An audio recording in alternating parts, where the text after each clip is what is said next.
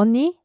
이제 그만 좀 해. 나도 어엿한 성인이라고. 내 몸 하나쯤은 스스로 지킬 수 있단 말이야. 수아의 말에 나는 그저 쓴웃음만 지었지. 동생의 하얗고 가녀린 손이 내 팔에 새겨진 용 문신을 부끄럽다는 듯 가리는 게 눈에 들어왔어.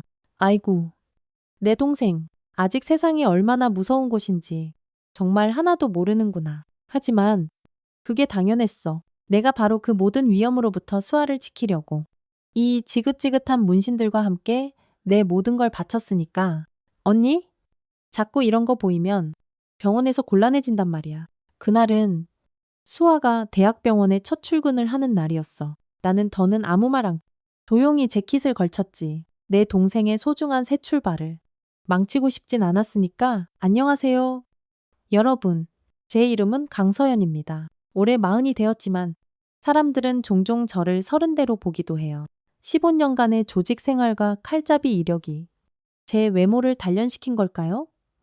아니면 제 눈에 항상 서려 있는 경계심과 그 차가운 눈빛 때문일까요? 지난 세월이 제게 남긴 것이라곤 돌덩이 같은 근육과 평생 지울 수 없는 문신, 그리고 온몸 구석구석의 흉터들 뿐입니다.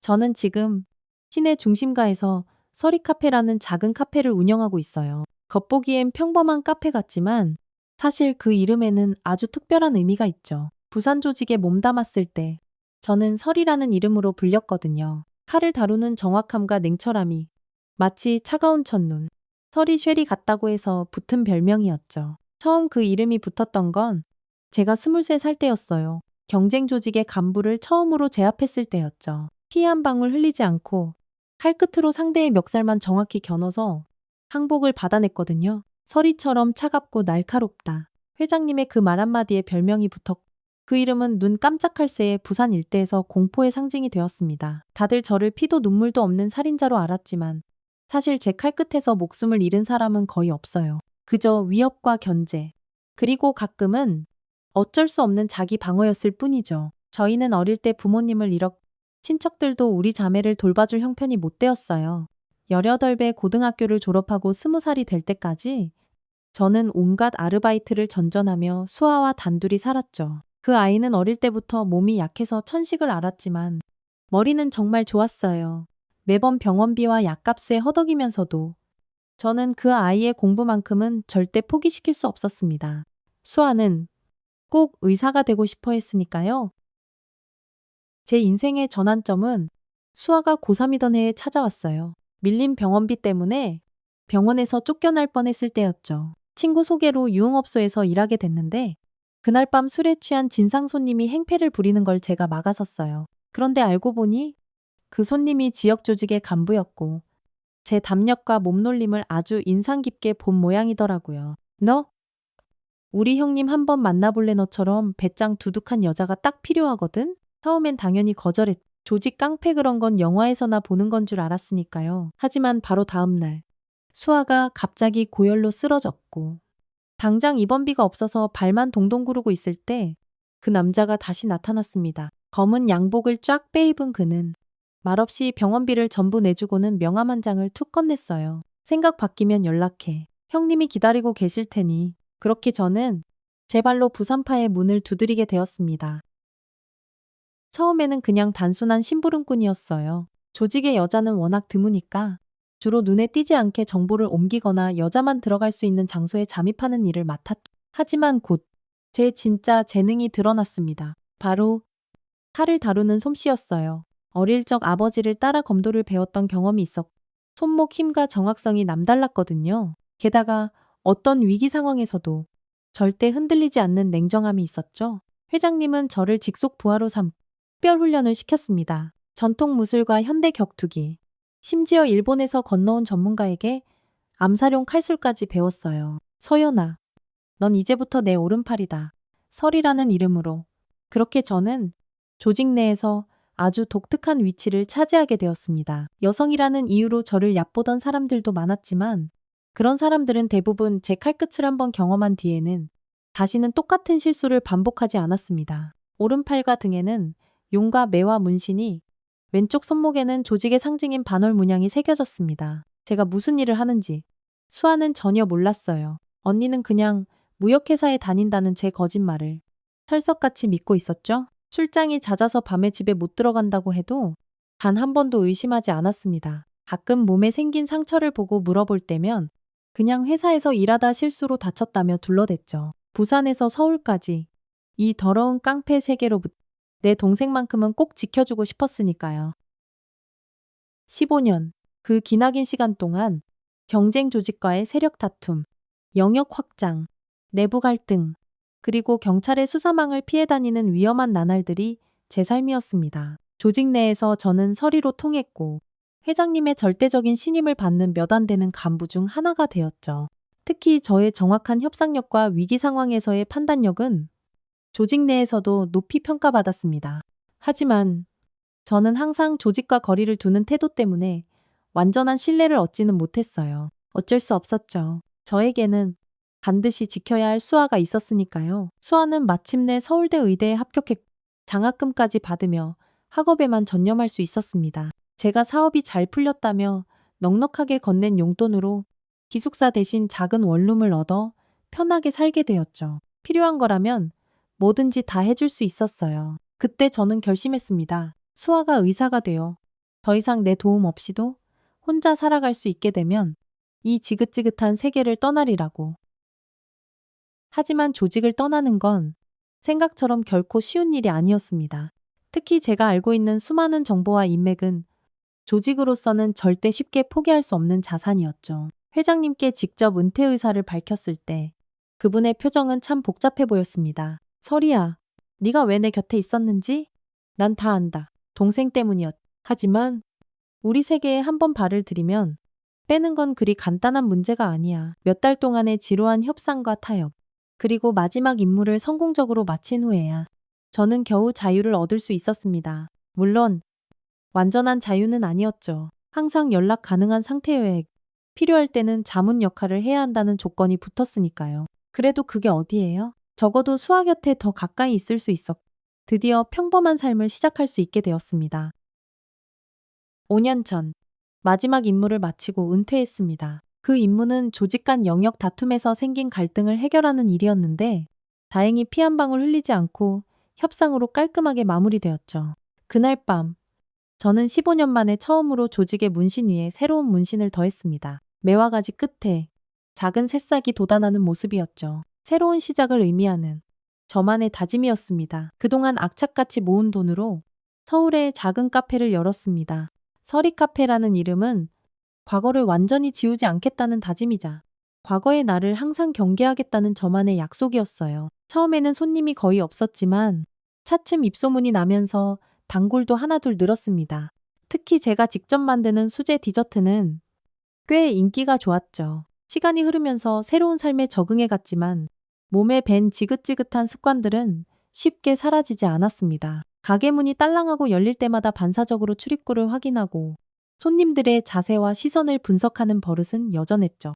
특히 낯선 남자들이 검은 옷을 입고 들어올 때면 심장이 철렁 내려앉곤 했습니다. 하지만 그런 일은 점점 줄어들었고 저도 차츰 평범한 카페 주인으로서의 삶에 익숙해져 갔습니다.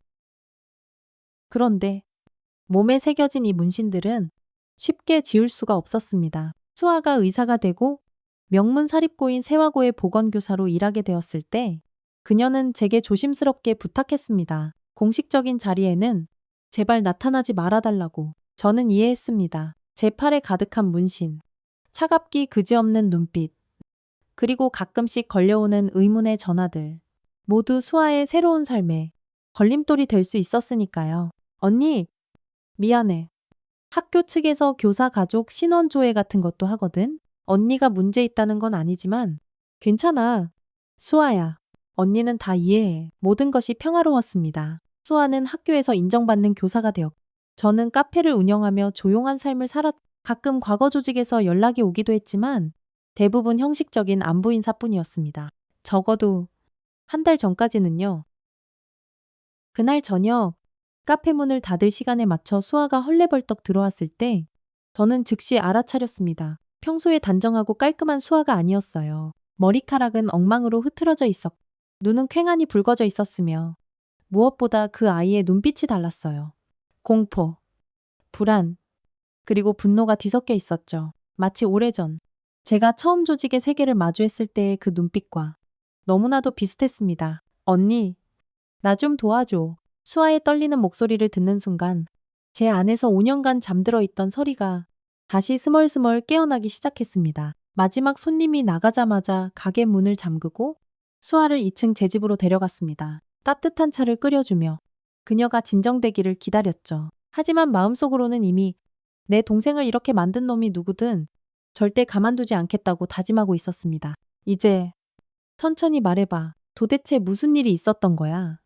수아는 떨리는 손으로 찻잔을 받아들고 깊은 숨을 내쉬었습니다. 그리고 마침내 학교에서 벌어지고 있는 끔찍한 일들을 털어놓기 시작했습니다. 황금서클이라는 비밀 그룹이 학생들을 등급으로 나누고 하위 등급 학생들을 상습적으로 괴롭히고 있다는 것이었습니다. 처음에는 단순한 따돌림 정도로 생각했지만 상황은 점점 더 심각해지고 있었죠.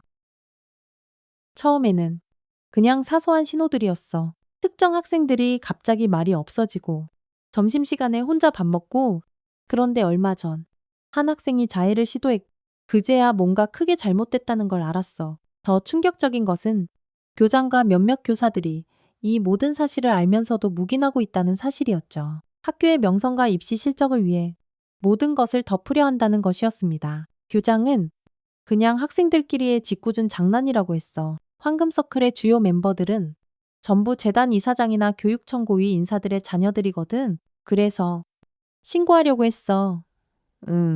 그랬더니 수아는 망설이다가 셔츠를 살짝 들어 올려 허리에 있는 시퍼런 멍자국을 보여주었습니다. 누군가 그녀를 의도적으로 폭행한 것이 너무나도 분명했습니다. 보라색으로 짙게 변한 멍자국은 마치 주먹으로 강하게 내리친 듯한 선명한 흔적이었습니다. 15년 조직 생활에서 그런 멍자국을 너무나도 많이 봐왔기에 저는 한눈에 알아볼 수 있었습니다.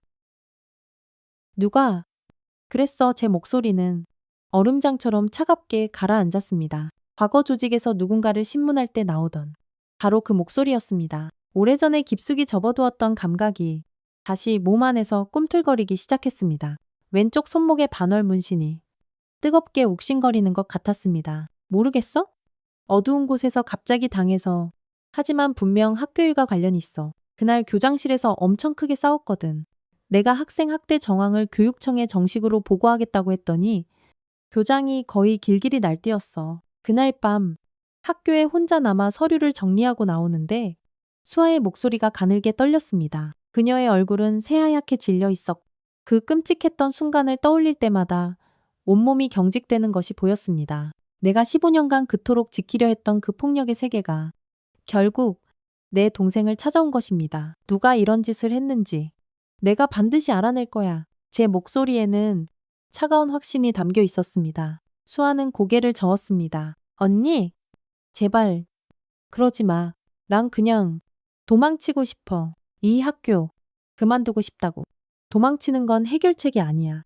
수아야, 네가 지켜야 할 아이들이 있잖아. 그날 밤 수아는 제 집에서 묵기로 했습니다. 오랜만에 자매가 함께 보내는 밤이었지만 분위기는 무겁게 가라앉아 있었죠. 그녀는 자신이 모은 모든 자료를 제게 건네주었습니다. 학생들의 증언, 몰래 찍은 사진들, 그리고 황금서클에 대한 메모들까지 그 모든 자료를 검토하면서 저는 과거 조직 생활에서 배운 정보 분석 능력을 10분 발휘했습니다. 흩어진 단서들을 연결하고 주요 인물들의 관계도를 그리며 밤을 꼬박 지새웠습니다. 새벽녘, 수아가 잠에서 깨어났을 때 저는 아직도 책상에 앉아 있었습니다. 언니, 밤새 앉았어. 괜찮아. 수아야, 너 오늘 학교 가지 마. 안 돼? 가야 해. 여기서 도망치면 그들이 이겼다는 뜻이 되는 거잖아. 그리고 내가 지켜야 할 아이들이 있어. 수아의 단호한 눈빛에 저는 더 이상 반대할 수 없었습니다. 그 아이는 항상 그랬습니다. 어릴 때부터 남을 위해 자신을 희생할 줄 아는 착한 아이였습니다. 병원비가 모자라 몰래 약을 덜 먹고 버틴 적도 있었죠. 제가 조직에 들어간 것 결국엔 그런 수아를 지키기 위해서였는데 그럼 적어도 내가 데려다 줄게. 언니, 제발. 학교에서 언니를 보면 더 의심할 거야. 나 혼자 갈 수 있어. 결국 수아의 고집대로 그녀를 혼자 보낼 수밖에 없었습니다. 하지만 그날따라 이상하게 끔찍한 예감이 저를 계속해서 괴롭혔습니다. 과거, 제 날카로운 직감은 거의 틀린 적이 없었거든요. 조직에서 서리로 오랫동안 살아남을 수 있었던 것도 바로 이 동물적인 직감 덕분이었습니다. 저는 수아를 떠나보낸 후 곧바로 그녀의 학교 근처로 향했습니다. 멀리서 그저 지켜보기만 할 생각이었습니다. 그러나 그날 오후 학교에서 돌아올 시간이 한참 지났는데도 수아의 모습은 보이지 않았습니다. 불안한 마음에 그녀에게 전화를 걸었지만 받지 않았습니다. 교무실에 전화해보니 강 선생님은 오늘 몸이 안 좋아서 조퇴하셨는데요. 라는 답변만 돌아왔습니다. 이튿날 아침 제 끔찍한 예감은 현실이 되었습니다. 낯선 번호로 전화가 걸려왔습니다. 병원이었습니다. 수아가 교통사고를 당해 응급실로 실려왔다는 것이었습니다. 뺑소니 사고라고 했습니다. 횡단보도를 건너다가 검은색 승용차에 그대로 치였다고 했습니다.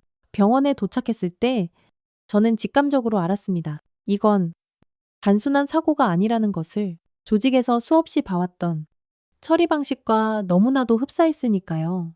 누군가 의도적으로 수아를 해치려 한 것이 분명했습니다. 중환자실로 옮겨진 수아는 의식불명 상태였습니다. 의사는 심한 뇌진탕과 다발성 골절로 당분간 깨어나기 힘들 거라고 했습니다. 창백한 얼굴로 온갖 기계에 둘러싸여 누워있는 수아를 보며 제 안에서 무언가가 완전히 원해 하고 끊어졌습니다. 15년간 조직에서 단련된 냉정함과 판단력, 그리고 억눌러왔던 복수심이 한꺼번에 화산처럼 솟구쳤습니다. 병실 창문으로 스며드는 차가운 달빛을 바라보며 저는 조용히 결심했습니다. 오른팔에 새겨진 용, 문신을 어루만지며 나지막이 맹세했습니다. 어떤 개자식들이 내 동생을 이렇게 만들었는지 반드시 찾아내겠어. 그리고 그 핏값을 아주 톡톡히 치르게 해줄 거야. 서리가 10년 만에 다시 칼을 뽑아야 할 시간이었습니다.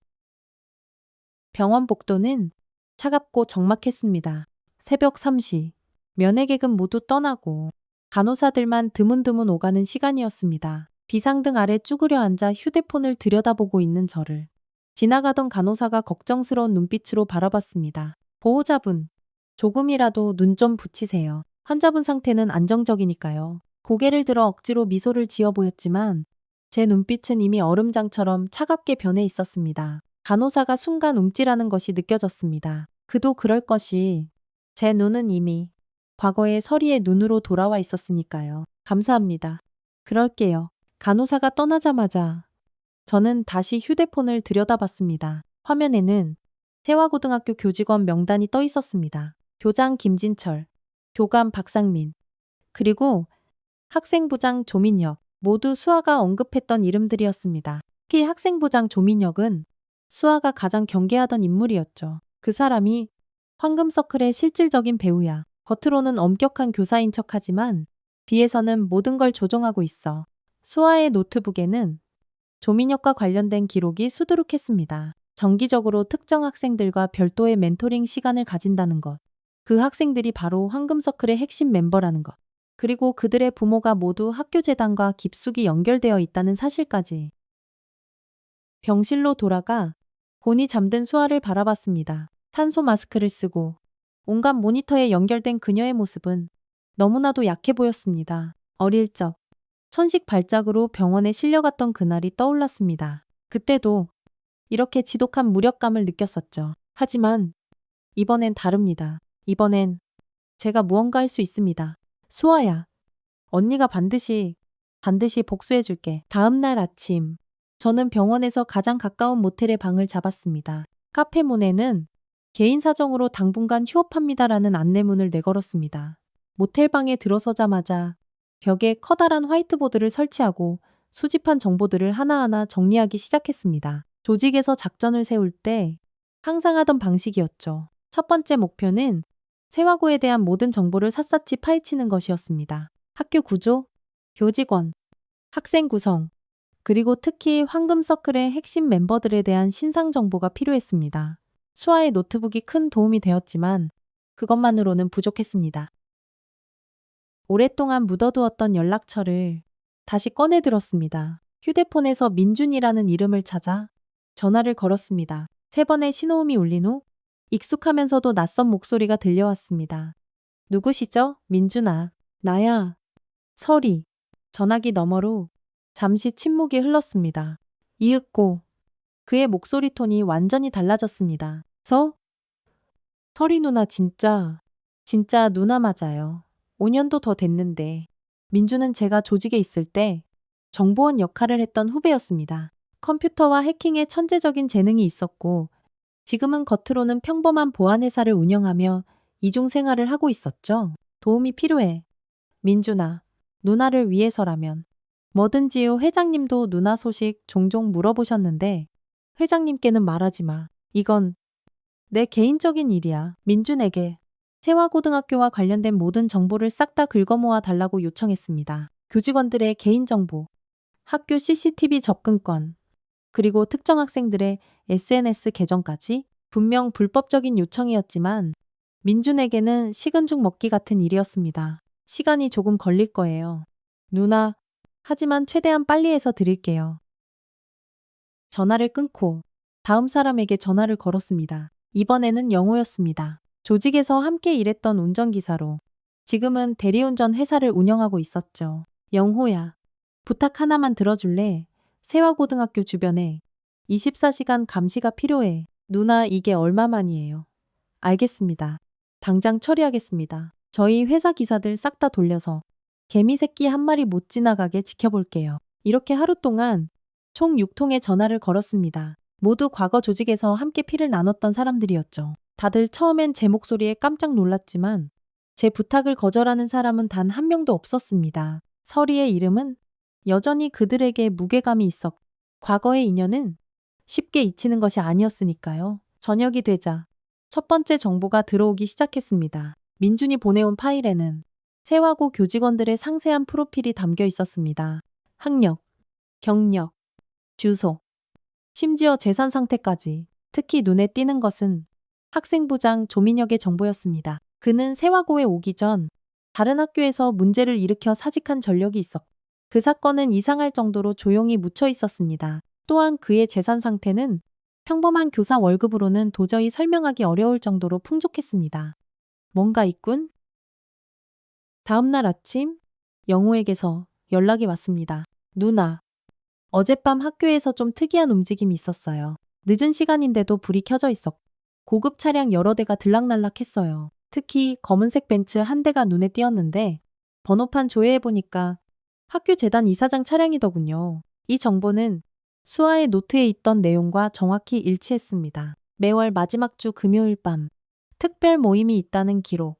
어제가 바로 그날이었습니다. 정보를 계속 수집하며 지옥 같은 일주일이 흘렀습니다. 그동안 수아의 상태는 크게 나아지지 않았지만 다행히 더 나빠지지도 않았습니다. 의사는 뇌부종이 아주 천천히 줄어들고 있다며 희망을 잃지 말라고 했습니다. 그 일주일 동안 저는 세화고와 황금서클에 대한 어마어마한 정보를 모았습니다. 학생들 사이에 분명한 계급과 위계 질서가 있었고 그 피라미드의 꼭대기에는 이사장 아들 이강민과 그의 친구들이 있었습니다. 그들은 겉으로는 리더십 그룹이라고 불렸지만 내부적으로는 황금서클로 통했죠. 가장 중요한 것은 수아의 사고와 관련된 단서였습니다. 민준이 해킹한 CCTV 영상에서 사고 당일 학교 근처를 어슬렁거리던 검은색 세단 한 대가 포착되었습니다. 그리고 그 차량은 학생부장 조민혁이 자주 이용하는 차량과 동일한 모델이었습니다. 이제 조금씩 윤곽이 보이는군. 화이트보드에 적인 정보들을 하나씩 연결하다 보니 하나의 거대한 패턴이 드러났습니다. 학교폭력은 단순한 학생들 사이의 문제가 아니었습니다. 이것은 학교 시스템 자체에 깊숙이 뿌리내린 거대한 구조적인 문제였습니다. 그리고 그 중심에는 재단 이사장 이정훈과 학생부장 조민혁이 있었습니다. 정보 수집을 마치고 이제는 직접 행동에 나설 시간이었습니다. 우선 학교 주변을 직접 답사하기로 했습니다. 검은색 단발 가발을 쓰고 촌스러운 안경을 쓴 제 모습은 누가 봐도 평범한 중년 여성으로 보였습니다. 학교 앞 카페에 앉아 학교 시간이 되기를 기다리며 학생들을 지켜봤습니다. 저놈들이 황금서클 핵심 멤버들이군. 영호가 보내준 사진과 정보를 바탕으로 녀석들을 식별하는 건 어렵지 않았습니다. 키가 훤칠하고 잘생긴 학생이 이강민, 이사장의 아들이었고 그 옆에 그림자처럼 붙어 다니는 두 놈은 각각 국회의원과 대기업 임원의 자식이었습니다. 그들의 표정과 걸음걸이에서 익히는 오만한 자신감은 단순한 고등학생의 것이 아니었습니다. 그것은 권력을 손에 쥔 자들의 것이었죠. 다음으로 황금 서클의 하위 등급 학생들을 관찰했습니다. 수아의 노트에 기록된 이름들을 확인하며 그들의 움직임을 하나하나 눈에 담았습니다. 툭 숙인 고개, 누군가를 볼 때마다 움찔하는 반응, 그리고 눈동자에 깊게 새겨진 두려움, 너무나도 익숙한 모습이었습니다. 과거 조직에서 밑바닥 생활을 하던 이들이 보이던 바로 그 공포와 똑같았습니다. 키 한 남학생이 눈에 띄었습니다. 박서준, 수아가 쪽지에 특별히 걱정된다고 적어놓았던 학생이었죠. 그는 항상 혼자였고 다른 학생들은 그를 마치 투명 인간처럼 철저히 무시했습니다. 학교 시간, 그가 교문을 나서자마자 황금서클 멤버 2명이 그를 뒤따라가는 것이 보였습니다. 직감적으로 무슨 일이 벌어질 것을 느꼈습니다. 저도 조용히 그들의 뒤를 쫓았습니다. 학교에서 몇 블록 떨어진 후미진 골목에서 놈들은 박서준을 둘러쌌습니다. 야, 박서준, 우리가 시킨 숙제는 다 했냐? 서준이 무언가 대답하려는 순간 한 놈이 그의 가방을 거칠게 빼앗아 바닥에 내동댕이 쳤습니다. 책과 노트가 와르르 쏟아졌고 다른 놈은 그것들을 보란듯이 발로 짓밟았습니다. 강 선생 없으니까 아주 기고만장해졌네. 너 같은 쓰레기는 영원히 밑바닥이야. 임마. 서준이 말없이 무릎을 꿇고 흩어진 책을 줍는 모습을 보며 저는 순간 결심했습니다. 이대로 그냥 보고만 있을 수는 없었습니다. 저는 천천히 그들에게 다가갔습니다. 학생들, 여기서 뭘 하고 있는 거니? 제 목소리는 부드러웠지만 단호했습니다. 황금서클 학생놈들이 깜짝 놀라 저를 돌아봤습니다. 아줌마는 뭔데 참견이세요? 볼 일 없으면 그냥. 그놈이 말을 끝마치기도 전에 제 손 이놈의 어깨를 가볍게 짚었습니다. 부드럽게 잡은 것 같았지만 정확히 어깨의 급소를 누르고 있었죠. 조직에서 배운 아주 적은 힘으로도 극심한 고통을 줄 수 있는 기술이었습니다. 학생이 갑작스러운 고통에 그대로 무릎을 꿇었습니다. 다른 학생이 당황해서 주먹을 휘둘렀지만 저는 가볍게 피하고는 그의 손목을 잡아 비틀었습니다. 역시 특정 혈자리를 누르자 그놈도 비명을 지르며 옴짝달싹 못했습니다. 자, 이제 곱게 가는 게 어때? 다음에 또 이 학생을 괴롭히는 모습이 보이면 그땐 이렇게 부드럽게 넘어가지 않을 거야. 제 눈빛에서 무언가 섬뜩한 위험을 느꼈는지 두 학생은 욕설을 내뱉으며 허둥지둥 도망쳤습니다. 박서준은 넋이 나간 표정으로 저를 바라봤습니다. 에이지, 누구세요? 강수진 선생님, 아세요? 그의 눈이 동그래졌습니다. 네, 강 선생님이죠. 정말 많이 도와주셨어요. 그런데 갑자기 사고가 나셔서 나는 강 선생님 언니야. 지금 네가 어떤 상황인지 대충 알고 있어. 도움이 필요하면 이거 받아.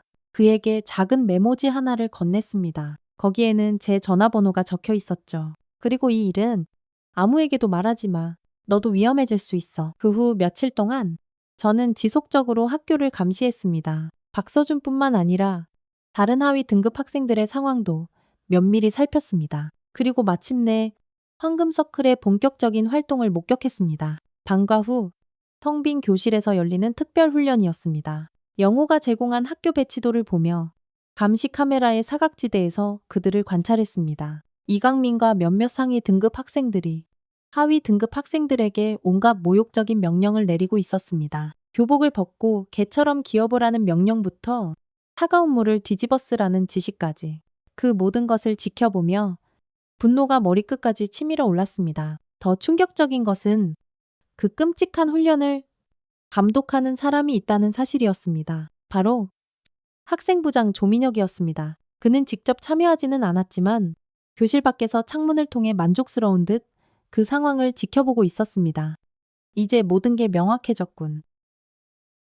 그날 밤 저는 화이트보드에 최종 계획을 세웠습니다. 모든 증거와 정보가 확보되었고 이제는 행동할 시간이었습니다. 계획은 세 단계로 나뉘었습니다. 첫째, 황금서클의 하위 등급 학생들을 보호하고 그들로부터 더 많은 증언을 확보한다. 둘째, 학생부장 조민혁을 직접 대면하고 그가 수아의 사고에 관여했는지 확인한다. 셋째, 모든 증거를 바탕으로 재단 이사장 이정훈을 직접 압박한다. 계획을 세우면서 왼쪽 팔에 매화 문신이 뜨겁게 욱신거리는 것 같았습니다. 마치 오랜 잠에서 깨어나 다시 활동하기를 기대하는 것처럼요. 저도 모르게 서랍에서 작은 단도를 꺼내 손가락 사이로 빙글빙글 돌리는 연습을 했습니다. 15년 동안 매일 같이 했던 습관이었죠.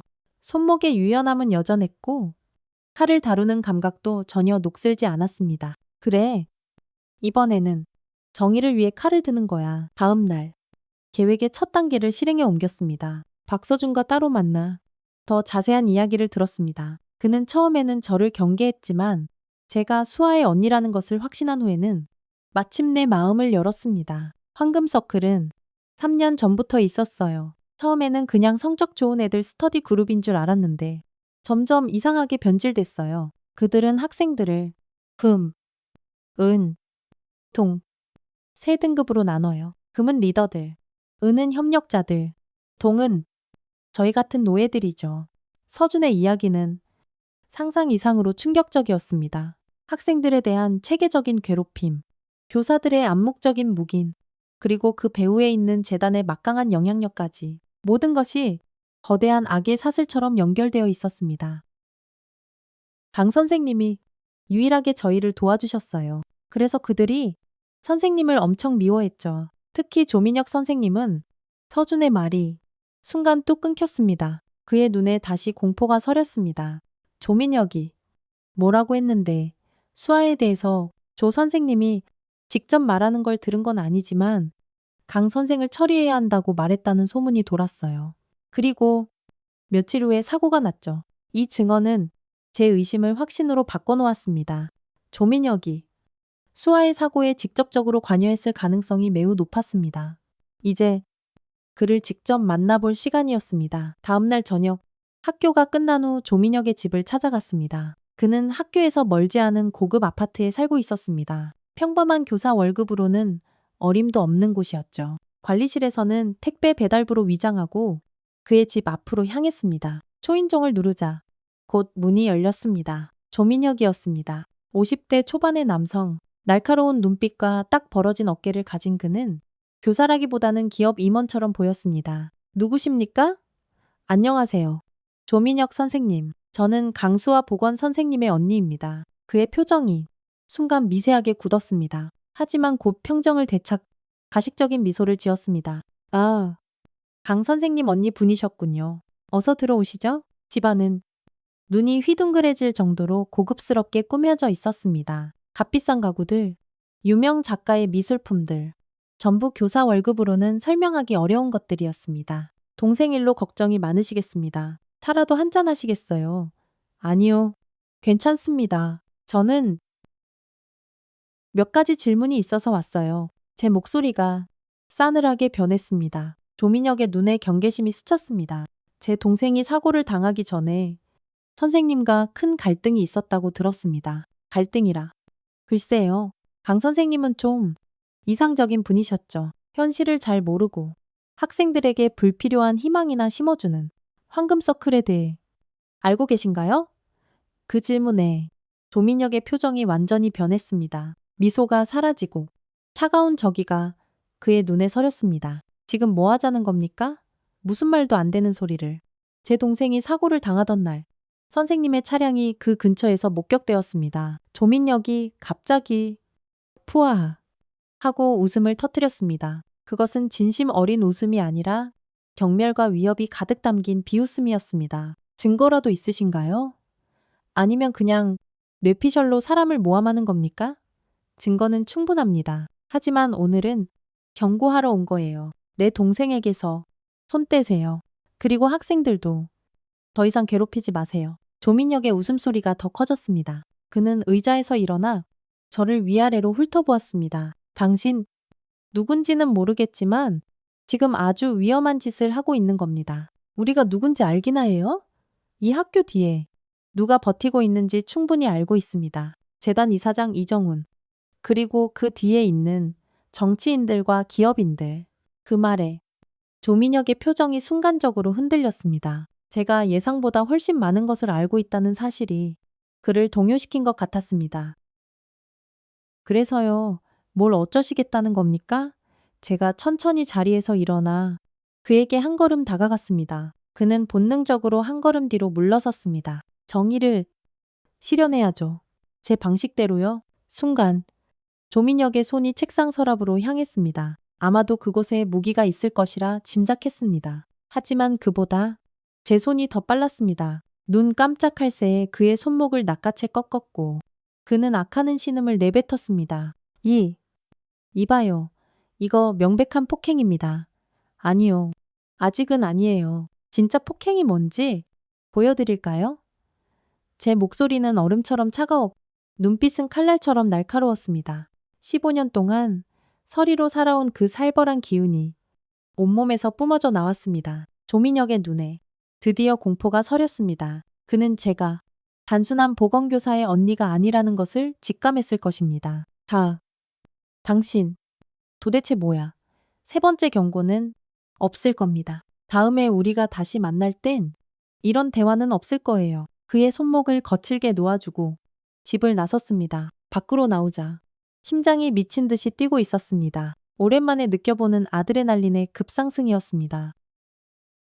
과거의 감각이 생생하게 되살아나는 것이 느껴졌습니다. 그런데 무언가 이상했습니다. 주차장으로 향하는 길에 검은 양복을 입은 사내 두 명이 제 앞을 막아섰습니다. 그들의 자세와 시선에서 단번에 직업적인 냄새가 났습니다. 보디가드 혹은 조직원이었습니다.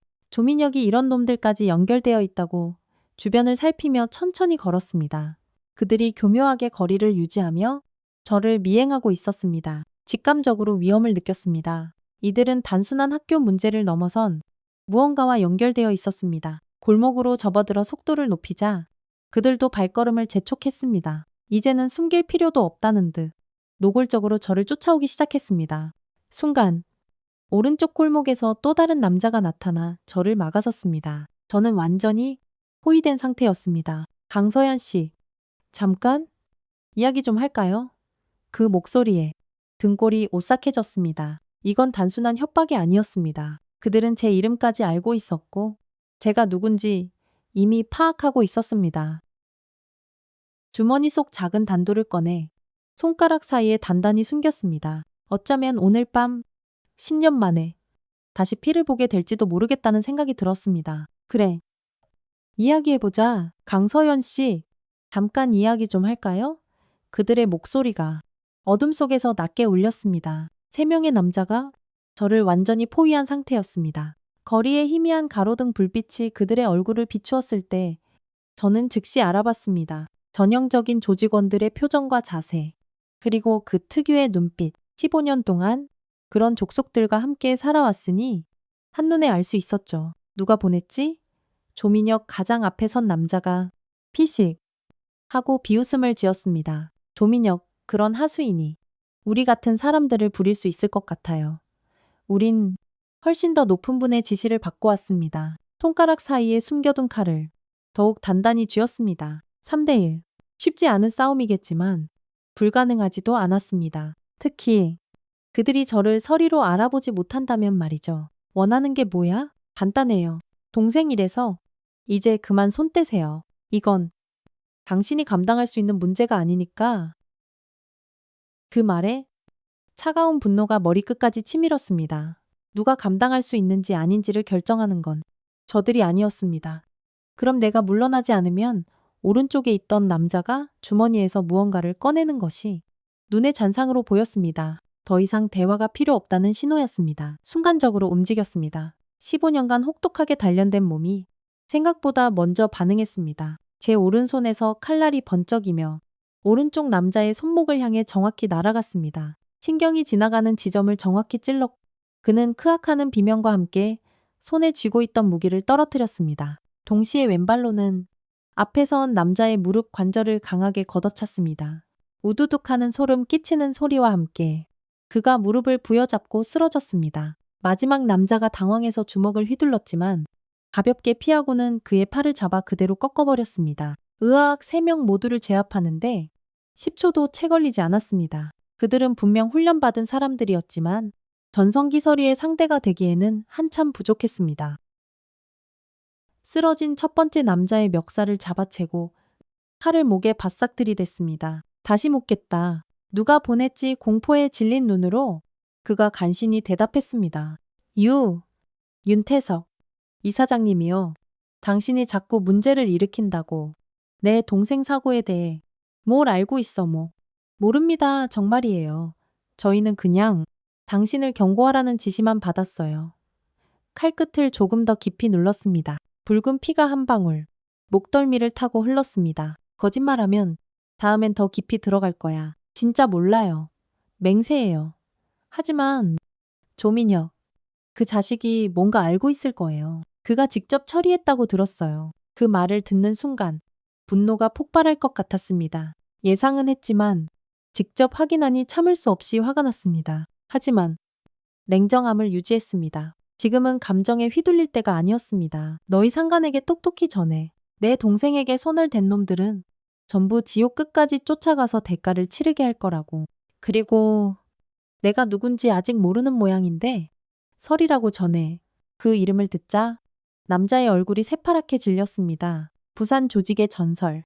설이의 이름은 지방에서도 꽤나 알려진 존재였으니까요. 설이 누님. 그 부산에. 그래. 이제 꺼져. 다시 내 눈앞에 나타나면 그땐 살아서 돌아갈 생각하지 마. 그들을 놓아주자. 3명 모두 비틀거리며 허둥지둥 도망쳤습니다. 그 꼴을 보니 속이 다 시원했지만 동시에 이 일의 심각성을 다시 한번 깨달았습니다. 윤태석 이사장이 직접 사람을 보냈다는 것은 제가 생각했던 것보다 이 문제가 훨씬 더 깊고 복잡하다는 의미였습니다. 모텔로 돌아온 저는 곧바로 민준에게 전화를 걸었습니다. 민준아, 윤태석 이사장에 대해 더 자세히 알아봐야겠어. 특히 그의 조직 관련 연결고리. 네. 누나, 사실 방금 되게 중요한 정보를 발견했어요. 윤태석은 세화고 이사장이기 전에 태양그룹이라는 대기업의 고문이었어요. 그리고 그 회사는 조직과 연결되어 있지 맞아요. 특히 부산 쪽과 아주 깊은 관계가 있더라고요. 순간 모든 퍼즐 조각이 딱 맞아 들어갔습니다. 윤태석이 어떻게 제 이름을 알고 있었는지, 왜 조직원 같은 놈들을 보냈는지 이제야 이해가 됐습니다. 그는 부산 조직과 연결되어 있었고 아마도 저 설이에 대해서도 이미 알고 있었을 겁니다. 민준아, 혹시 윤태석과 우리 회장님의 관계도 알아봐 줄 수 있어? 이미 찾아봤죠. 누나, 두 사람은 20년 전부터 알고 지낸 사이래요. 처음엔 사업 파트너였다가 지금은 서로 못 잡아먹어서 안달인 경쟁 관계라고 합니다. 이제야 모든 게 이해가 갔습니다. 윤태석은 저를 서리로 알아보고 옛 라이벌 조직의 해결사로 경계했던 것입니다. 하지만 이것은 저에게 또 다른 기회가 될 수도 있었습니다. 그가 우리 회장님과 경쟁 관계라면 직접적인 충돌은 어떻게든 피하고 싶어 할 테니까요. 그럼 윤태석은 내가 아직 조직과 연결되어 있다고 생각하는 거군. 그럴 가능성이 아주 높아요. 누나가 은퇴했다는 소식이 널리 알려지진 않았으니까요. 이것은 저에게 새로운 전략적 기회였습니다. 윤태석이 저를 여전히 조직의 일원으로 생각한다면 그를 압박할 수 있는 아주 강력한 지렛대가 생기는 것이었습니다. 민준아, 중요한 정보. 정말 고마워. 내일 다시 연락할게. 전화를 끊고 창밖을 바라봤습니다. 서울의 밤하늘에는 별 하나 보이지 않았습니다. 도시의 현란한 불빛이 모든 것을 가리고 있었죠. 마치 이 학교의 화려한 명성이 그 안에 숨겨진 추악한 어둠을 가리고 있는 것처럼요. 다음 날 아침 병원으로 향했습니다. 수아의 상태를 확인하고 싶었습니다. 중환자실에 들어서자 의사가 저를 반갑게 맞이했습니다. 보호자님, 좋은 소식이 있습니다. 환자분의 뇌압이 상당히 안정되었고 일부 자극의 반응도 보이기 시작했습니다. 정말요? 그럼 깨어날 수 있다는 건가요? 아직 단정하기는 이르지만 아주 긍정적인 신호입니다. 오늘 밤 특별 검사를 몇 가지 더 진행해 볼 예정입니다. 수아의 침대 옆에 앉아 그녀의 손을 꼭 잡았습니다. 여전히 창백했지만 어제보다는 혈색이 조금 돌아온 것 같았습니다.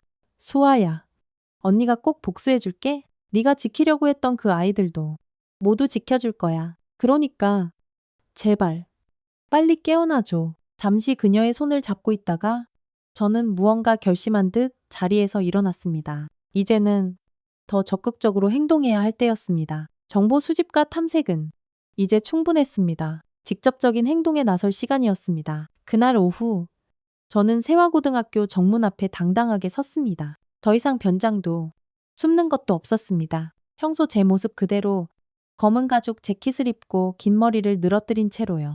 일부러 소매를 걷어 양팔의 문신이 전부 드러나게 했습니다. 이제는 위협을 굳이 숨길 필요가 없었으니까요. 학교 시간이 되자 학생들이 본물처럼 쏟아져 나오기 시작했습니다. 많은 학생들이 저를 힐끔거리며 수군대며 지나갔습니다. 제 존재감은 그만큼 이질적이고 강렬했습니다. 그리고 마침내 제가 기다리던 인물들이 나타났습니다. 이강민과 그의 친구들, 황금서클의 핵심 멤버들이었습니다.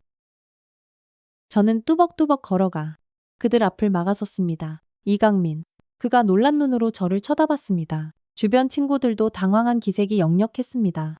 But 누구세요? 강수아 선생님 언니야? 잠깐 이야기 좀 할까? 이강민의 표정이 딱딱하게 경직되었습니다. 분명 저에 대해 들었을 겁니다. 어쩌면 어젯밤 그의 아버지가 보낸 놈들이 서리에 대해 보고했을지도 모릅니다. 전 아무것도 모릅니다. 비켜주세요. 그가 저를 지나쳐 가려 했지만 제 손이 그의 어깨를 가볍게 잡았습니다. 그는 순간 얼음처럼 굳어버렸습니다. 무서워할 필요 없어. 너희를 해치러 온 게 아니니 그저 경고하러 왔을 뿐이야. 주변의 다른 학생들이 웅성거리며 우리를 쳐다보기 시작했습니다.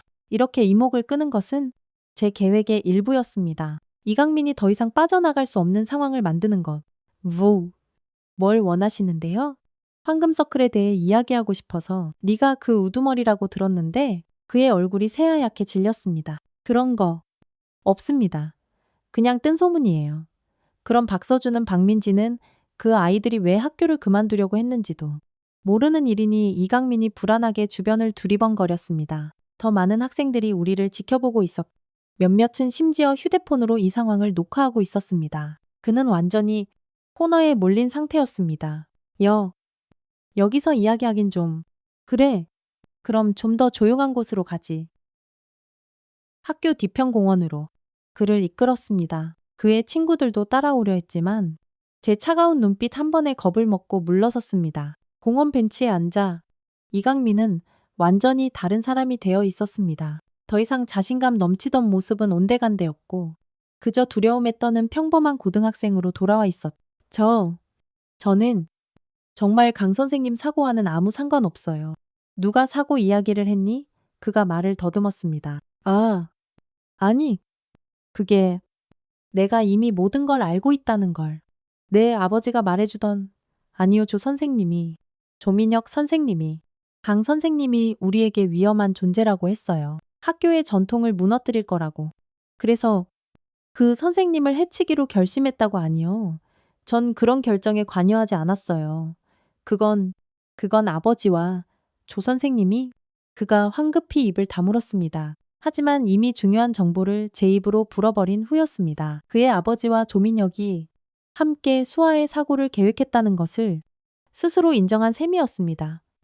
네, 아버지가 직접 지시했다는 거니 이강민의 눈에 눈물이 그렁그렁 고였습니다. 그는 이제 완전히 무너져 내리고 있었습니다. 아버지는 학교의 명예가 가장 중요하다고 항상 말씀하셨어요. 강 선생님이 교육청에 보고하려고 했을 때 아버지가 정말 화를 내셨어요. 그리고 조 선생님에게 알아서 조치를 취하라고 하셨죠. 그 조치가 내 동생을 차로 치는 거였어. 전 몰랐어요. 정말이에요. 그냥 강 선생님이 겁먹고 학교를 그만두게 될 거라고만 생각했지. 이렇게 끔찍한 일이 일어날 줄은. 이강민이 결국 와락 울음을 터뜨렸습니다. 그는 아직 어린아이였습니다. 잘못된 환경과 삐뚤어진 교육에 물들었을 뿐 완전한 악마는 아니었습니다. 적어도 그렇게 보였습니다. 네, 아버지와 조민혁이 직접 계획했다는 증거가 필요해. 도와줄 수 있겠니? 그가 놀란 눈으로 저를 쳐다봤습니다. 저보고 아버지를 배신하라는 건가요? 정의를 위한 선택이야. 네가 했던 일들, 내 친구들이 다른 학생들에게 했던 짓들, 그게 정말 옳다고 생각하니 이강민은 한참 동안 아무 말도 하지 못했습니다. 그의 내면에서 격렬한 갈등이 일어나고 있음을 느낄 수 있었습니다. 저 생각할 시간이 필요해요. 너무 오래 생각하지는 마. 내 아버지는 멀쩡히 두 발로 서 있지만 내 동생은 지금 병원에 누워 있어. 그리고 다른 학생들은 여전히 고통받고 있으니까 그를 보내고 나서 저는 곧바로 다음 목표를 향해 움직였습니다. 바로 조민혁이었습니다. 그가 오늘 늦게까지 학교에 남아있다는 정보를 입수했기 때문에 그를 직접 대면하기로 했습니다. 해가 지고 어둠이 짙게 내리자 학교는 점점 조용해졌습니다. 대부분의 교사와 학생들이 떠난 후 저는 유령처럼 교무실로 향했습니다. 불이 켜져 있는 사무실이 딱 한 군데 보였습니다. 학생부실이었습니다. 시블럭. 노크 없이 문을 활짝 열고 들어갔습니다. 조민혁이 책상에 앉아 서류를 보고 있다가 제 등장에 소스라치게 놀라며 고개를 들었습니다. 당신 어떻게 여기에? 안녕하세요. 조 선생님, 또 뵙네요. 저는 문을 닫고 천천히 그에게 다가갔습니다. 그는 반사적으로 책상 서랍으로 손을 뻗었지만 제가 더 빨리 그의 손목을 낚아챘습니다. 그러지 마시죠? 이번에는 정말 대화만 할 거니까. 당신 정말 미친 거 아니야. 여긴 학교라고 당장 나가지 않으면 경찰에 신고하겠어. 저는 차갑게 웃으며 주머니에서 작은 녹음기 하나를 꺼내 보였습니다. 네, 경찰에 신고하세요. 그럼 이 녹음 파일도 함께 들려줄 수 있겠네요. 방금 전에 이강민 학생이 아주 흥미로운 이야기를 해줬거든요. 조민혁의 표정이 돌처럼 굳었습니다. 그 애가 뭐라고 했든 다 거짓말이에요. 정말로 윤태석 이사장이 직접 내 동생을 처리하라고 지시했다는 이야기도요. 그리고 당신이 그 더러운 일을 직접 실행했다는 것도 그의 얼굴에서 핏기가 싹 가셨습니다. 잠시 침묵이 흐르다가 그가 갑자기 희죽 하고 비웃음을 지었습니다. 증거가 있다고요. 고장 녹음 그런 건 법정에서 아무 소용없어요. 당신이 협박해서 억지로 얻어낸 증언이라고 주장하면 그걸로 끝입니다. 법정. 누가 법정에 갈 거라고 했나요? 제 목소리가 지하실 바닥처럼 차갑게 가라앉았습니다. 조민혁의 눈에 드디어 공포가 스쳤습니다. 당신, 설마. 저는 법정 밖에서도 정의를 실현하는 방법을 아주 잘 알고 있거든요. 설이라는 이름. 들어는 봤을 텐데 그 이름에 조민혁은 완전히 얼어붙었습니다. 그도 역시 알고 있었던 겁니다. 윤태석에게서 제 정체에 대해 들었을 것입니다. 당신이 부산에? 맞아요. 이제 솔직하게 말해보시죠. 내 동생 사고. 당신이 계획한 거 맞죠? 조민혁이 갑자기 미친 사람처럼 웃음을 터뜨렸습니다. 그것은 공포와 히스테리가 뒤섞인 기괴한 웃음이었습니다. 그래. 맞다.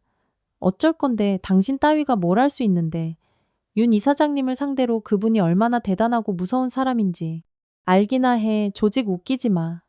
그분은 조폭 따위보다 훨씬 더 큰 권력을 가진 사람이라고.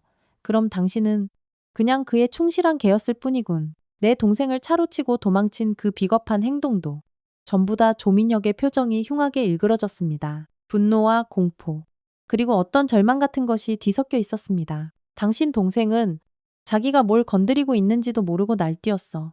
황금서클은 단순한 학생 모임이 아니야. 미래의 지도자들을 키우는 위대한 시스템이라고 20년 넘게 이어져 온 전통을 당신 동생이 하루아침에 무너뜨리려 했으니 대가를 치러야지. 그래서 내 동생을 죽이려고 했다고. 죽이려고 한 건 아니었어. 그냥 겁만 주려고 했을 뿐이야. 차로 살짝 쳐서 다치게만 하려고 했는데 상황이 조금 통제를 벗어났을 뿐이라고. 분노가 치밀었지만 냉정함을 유지했습니다. 이것은 아주 중요한 자백이었고 전부 녹음되고 있었습니다. 그럼 윤태석의 지시였. 그가 직접 명령했고 당신이 실행했. 맞죠? 그래, 맞다. 그게 어쨌다는 건데? 당신이 이 녹음 파일을 가지고 뭘 할 수 있는데? 경찰, 검찰, 언론 전부 다 윤 이사장님 손바닥 안에 있어. 아무도 당신 말을 믿어주지 않을 거야. 그의 말에는 지독한 확신이 있었습니다. 그리고 슬프게도 어느 정도는 사실일 가능성이 높았습니다. 윤태석과 같은 권력자들은 법이라는 시스템 안에서 너무나도 쉽게 보호받을 수 있었으니까요. 그럼 제가 직접 정의를 실현해야겠네요. 조민혁의 눈이 공포로 커졌습니다. 튜렴, 뭐라고? 걱정 마세요. 당신을 죽이지는 않을 거예요. 하지만 다시는 그 더러운 손으로 학생들을 괴롭힐 수 없게 만들어는 드릴 수 있죠. 주머니에서 작은 주사기를 꺼냈습니다. 조직에서 종종 사용하던 약물이었습니다. 즉시 의식을 잃게 만들지만 생명에는 전혀 지장이 없는 것이었죠. 잠깐만이. 이건 미친 짓이야. 조민혁이 비명을 지르며 일어서려 했지만 제가 먼저 움직였습니다. 빠르게 그의 목에 주사기를 꽂았고 그는 억하는 소리와 함께 몇 초 안에 의식을 잃고 책상 위로 쓰러졌습니다. 그의 컴퓨터를 확인해 보니 예상대로 황금 서클에 관한 모든 자료가 들어 있었습니다. 학생들의 등급 분류, 훈련 내용, 심지어 그들의 부모와 윤태석 사이에 오고 간 검은 거래 내역까지 이 모든 것을 미리 준비해온 USB에 고스란히 복사했습니다. 조민혁의 휴대폰도 확인했습니다. 통화 기록에서 윤태석과의 빈번한 연락을 확인할 수 있었고 특히 수아의 사고 당일에는 여러 차례 통화가 오고 간 기록이 남아 있었습니다. 그리고 결정적으로 메시지함에서 강 선생 문제 오늘 중으로 처리하시오 라는 윤태석이 직접 보낸 문자를 발견했습니다. 이제 모든 증거가 확보되었습니다. 하지만 조민혁의 말처럼 이 증거들만으로 그들을 법의 심판대에 세울 수 있을지는 미지수였습니다. 윤태석의 영향력은 제 상상 이상으로 막강했으니까요. 조민혁을 의자의 밧줄로 꽁꽁 묶어놓고 곰곰이 생각했습니다. 어떻게 하면 윤태석을 직접 압박할 수 있을까? 단순히 증거를 가지고 위협하는 것만으로는 부족할 겁니다. 그는 이미 모든 가능성에 대비하고 있을 테니까요. 그때 조민혁의 휴대폰이 지잉하고 울렸습니다. 발신자 표시를 보니 윤 이사장님이었습니다. 순간적인 결심으로 저는 통화 버튼을 눌렀습니다. 박준영입니다. 잠시 침묵이 흐른 후 전화기 너머에서 낮고 위압적인 목소리가 들려왔습니다. 자네는 박준영이 아니군. 맞아요. 윤태석 씨. 저는 강서연입니다. 강수아의 언니죠. 다시 길고 무거운 침묵이 이어졌습니다. 그는 분명 순식간에 상황을 파악하고 있었을 겁니다. 박준영에게 무슨 짓을 한 건가? 걱정 마세요. 살아는 있습니다. 다만 그의 컴퓨터와 휴대폰에서 아주 흥미로운 정보들을 좀 발견했네요. 특히 당신이 내 동생의 사고를 직접 지시했다는 명백한 증거도요. 윤태석의 목소리는 놀라울 정도로 차분했습니다. 예상대로 쉽게 동요하는 사람이 아니었습니다. 그래서 그걸로 뭘 하실 건가? 경찰에 가시겠다고 검찰 언론 전부 내 영향력 아래에 있는 곳들인데 당신과 직접 만나고 싶습니다. 만나서 뭘 협상하러요? 이 모든 지긋지긋한 일을 끝낼 수 있는 방법을 함께 논의하고 싶습니다. 윤태석이 잠시 생각하는 기색이었습니다. 그리고 이내 대답했습니다. 좋소. 내일 저녁 8시 내 사무실로 오시오. 주소는 문자로 보내주지? 단 혼자 와야 할 거요. 녹음기나 무기는 가져올 생각 말고 아주 철저하게 검사할 테니 알겠습니다. 전화를 끊고 깊은 숨을 내쉬었습니다. 이제 최종 대결을 위한 무대가 마련되었습니다. 윤태석을 직접 만나 모든 것을 끝장낼 기회를 얻었습니다. 하지만 그것은 동시에 매우 위험한 도전이 될 것이 분명했습니다. 그는 틀림없이 저를 위한 함정을 파놓고 기다리고 있을 테니까요. 조민혁을 의자에 묶어둔 채로 학생부실을 빠져나왔습니다. 밤 경비원에게 들키지 않도록 조심스럽게 학교를 빠져나왔습니다. 내일의 결전을 위해 오늘은 최대한 체력을 비축해야 했습니다. 모텔로 돌아오는 길에 휴대폰이 다시 울렸습니다. 병원에서 온 전화였습니다. 강서연 보호자님, 좋은 소식입니다. 환자분이 방금 의식을 찾으셨습니다. 심장이 처세 하고 내려앉는 것 같았습니다. 지금 바로 가겠습니다. 병원으로 미친 듯이 달려가는 동안 눈물이 멈추지 않았습니다. 내 동생 수아가 깨어났다니 이보다 더 기쁜 소식은 없었습니다. 동시에 내일의 위험한 만남이 기다리고 있었습니다. 이제 수아를 위해서 그리고 그녀가 지키려 했던 그 불쌍한 아이들을 위해서라도 반드시 이 일을 마무리해야 했습니다.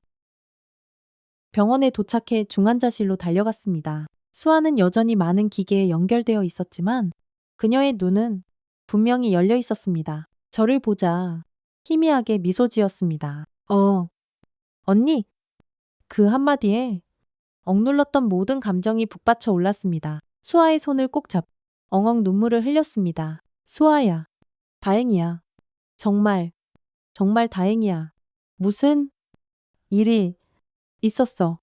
그녀의 목소리는 너무나도 약했지만 제 가슴을 따뜻하게 만들기에는 충분했습니다. 교통사고였어? 하지만 걱정 마. 언니가 이제 모든 걸 해결할 거야. 수아의 눈에 의문이 서렸습니다. 아마도 제 말투와 표정에서 무언가 다른 것을 감지한 것 같았습니다. 언니, 하자마.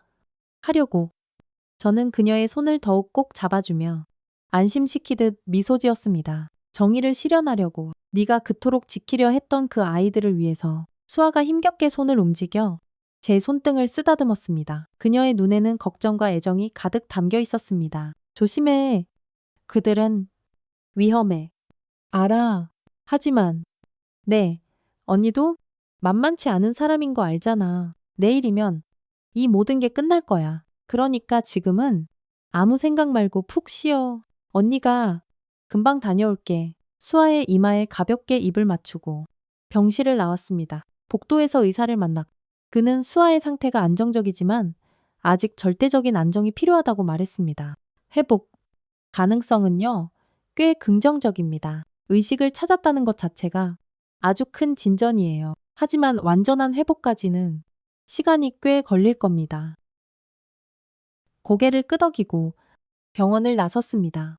차가운 밤 공기를 마시며 내일의 계획을 다시 한번 점검했습니다. 윤태석과의 만남은 분명 매우 위험할 것입니다. 그는 틀림없이 저를 제거하려 할 것이고 그의 막강한 영향력을 생각하면 그것은 그리 어려운 일이 아닐 겁니다. 하지만 저에게도 준비가 있었습니다. 민준에게 연락해 몇 가지 특별한 장비를 요청했고 영호에게는 만약을 대비한 비상계획을 세워달라고 부탁했습니다. 그리고 무엇보다 제 오랜 친구인 이 차가운 칼이 있었습니다. 모텔로 돌아와 침대에 누웠지만 잠은 오지 않았습니다. 내일의 계획을 머릿속에서 수없이 시뮬레이션하고 또 점검했습니다. 모든 가능성, 모든 변수, 모든 위험을 고려해야 했습니다. 그리고 무엇보다 이 모든 것이 끝난 후의 계획도 필요했습니다. 창밖으로 차가운 달빛이 흘러들어왔습니다. 그 서늘한 빛 아래 저는 결단을 내렸습니다. 내일 윤태석을 만나러 갈 때 더 이상 과거의 서리로서가 아니라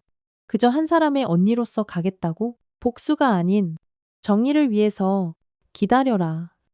윤태석, 내일은 네가 평생을 후회하게 될 날이 될 테니.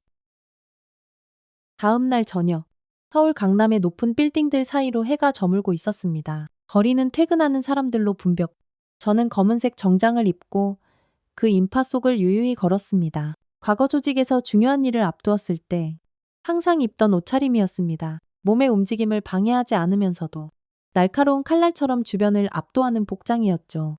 윤태석이 보낸 주소는 강남 중심가에 우뚝 솟은 한 고층 빌딩이었습니다. 태양그룹의 본사였습니다. 45층짜리 건물의 화려한 유리 외벽은 저녁 햇살을 받아 금빛으로 번쩍이고 있었습니다. 이 화려함 뒤에 얼마나 어둡고 추악한 그림자가 숨어 있을까 생각하니 쓴웃음이 절로 나왔습니다. 로비에 들어서자 건장한 경비원들이 저를 맞이했습니다. 그들의 표정과 자세에서 이들이 단순한 경비원이 아님을 단번에 알 수 있었습니다. 조직에서 지겹도록 봐왔던 바로 그 눈빛이었죠. 강서연 씨 되십니까? 이사장님께서 기다리고 계십니다. 먼저 보안 검색을 받으셔야 합니다. 아주 철저한 검색이 이어졌습니다. 휴대폰, 녹음기, 무기류까지 몸 구석구석을 샅샅이 훑었습니다. 다행히 제가 준비한 아주 특별한 장치는 발견되지 않았습니다. 민준이 제공한 최신 기술이었으니까요. 마이크로 카메라와 녹음기가 정장 단추 안에 완벽하게 숨겨져 있었고 팔찌에는 아주 작은 송신기가 내장되어 있었습니다. 45층으로 안내해드리겠습니다. 경비원 2명과 함께 전용 엘리베이터에 올랐습니다. 숫자가 빠르게 올라갈수록 심장 박동도 덩달아 빨라졌습니다. 하지만 제 표정은 호수처럼 차분하게 유지했습니다. 과거 조직에서 피 터지게 배운 서리의 표정 관리술이었습니다. 아무리 위험하고 긴장되는 상황이라도 결코 감정을 드러내지 않는 것. 도착했습니다. 45층은 완전히 다른 세계였습니다. 고급스러운 원목 마감재, 수억 원을 호가하는 듯한 예술 작품들, 그리고 넓은 통창 너머로 펼쳐지는 서울의 황홀한 야경. 마치 하늘 위에 지어진 궁전 같았습니다. 경비원들이 저를 거대한 회의실로 안내했고 묵직한 문이 열리자 드디어 윤태석이 보였습니다. 윤태석은 60대 중반의 남성이었지만 완벽하게 다듬어진 백발, 몸에 딱 맞는 최고급 맞춤형 수, 그리고 매처럼 날카로운 눈빛을 가지고 있었습니다. 그는 창가에 서서 마치 세상을 다 가진 듯한 표정으로 서울의 야경을 내려다보고 있었습니다. 강서연 씨, 어서 오시오. 이 뷰가 마음에 드시오. 서울의 모든 것이 발 아래에 있는 것 같지 않소? 그의 목소리는 부드러웠지만 그 안에는 사람을 압도하는 권위가 짙게 묻어났습니다. 저는 천천히 회의실 중앙으로 걸어갔습니다. 거대한 테이블 위에는 우리 두 사람을 위한 찻잔이 준비되어 있었고 주변에는 4명의 경호원이 그림자처럼 서 있었습니다. 인상적인 사무실이네요. 학교 재단 이사장님 사무실치고는 꽤나 호화롭습니다. 윤태석이 비릿하게 웃으며 자리에 앉았습니다. 세화고는 내 여러 관심사 중 아주 작은 하나일 뿐이오. 내 진짜 사업은 보시다시피 훨씬 더 크고 위대하지. 저도 그의 맞은편에 앉았습니다. 테이블 위에는 우아한 차 세트가 놓여 있었고 윤태석이 직접 제게 차를 따라 주었습니다. 그의 손짓은 아주 우아하고 절제되어 있었습니다. 차 한잔 하시겠소? 중국 보이차요. 100년 묵은 거지? 저는 찻잔을 받아들며 단도직입적으로 말했습니다. 본론부터 이야기하죠. 왜? 제 동생을 해치셨나요? 윤태석은 아주 여유롭게 차를 한 모금 마셨습니다. 사업을 하다 보면 때로는 장애물을 제거해야 할 때가 있어. 그게 사람일 때도 있는 법이지? 학교가 무슨 사업입니까? 미래를 만드는 사업이지. 강 씨, 이 나라의 미래를 과연 누가 이끌어야 한다고 생각하시오? 약하고 빌빌대는 자들 아니면 강하고 결단력 있는 지도자들. 윤태석이 찻잔을 내려놓고 말을 계속했습니다. 황금서클은 단순한 학생 모임이 아니오. 그것은 미래의 지도자를 양성하는 위대한 시스템이지. 강한 자만이 살아남는 법을 가르치고 약한 자를 효과적으로 이용하는 방법을 훈련시키는 곳이야. 30년 전부터 이어져 온 이 시스템을 통해 우리는 정계, 재계, 법조계의 수많은 엘리트들을 배출해 왔소. 그게 그저 잔인한 괴롭힘에 불과하다는 건 모르시나요? 아이들에게 서로를 학대하고 짓밟도록 가르치는 것이 대체 무슨 놈의 교육입니까? 윤태석이 코웃음을 쳤습니다. 괴롭힘 아니? 그건 훈련이오. 세상은 냉혹한 곳이야. 당시 약한 자는 짓밟히고 강한 자만이 살아남지. 우리는 그저 아이들에게 이 세상의 진짜 현실을 가르쳐 줄 뿐이오. 그의 궤변에 분노가 치밀었지만 표정은 차분하게 유지했습니다. 그래서 제 동생이 그 훌륭한 훈련을 막으려 했을 때 사람을 시켜 차로 치게 한 건가요? 강수진 선생은 위험한 존재였소. 30년간 완벽하게 작동해온 이 위대한 시스템을 통째로 무너뜨릴 수 있는 사람이었지. 그런 위험은 당연히 제거해야 하는 게 맞소. 그가 이렇게 쉽게 자신의 범죄를 인정하는 것이 처음에는 놀라웠습니다. 하지만 곧 이해했습니다. 그는 자신이 법 위에 있다고 철석같이 믿는 사람이었습니다. 이 세상 누구도 자신을 처벌할 수 없다고 확신하는 그런 종류의 인간이었죠. 그럼 이제 어떻게 하실 건가요?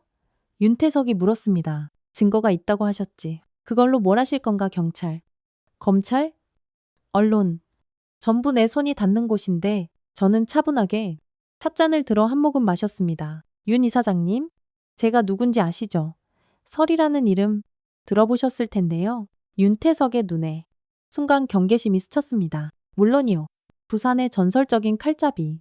하지만 당신은 은퇴했다고 들었는데 맞아요. 하지만 필요하다면 언제든지 돌아올 수 있죠? 그 말과 함께 제 눈빛이 변했습니다.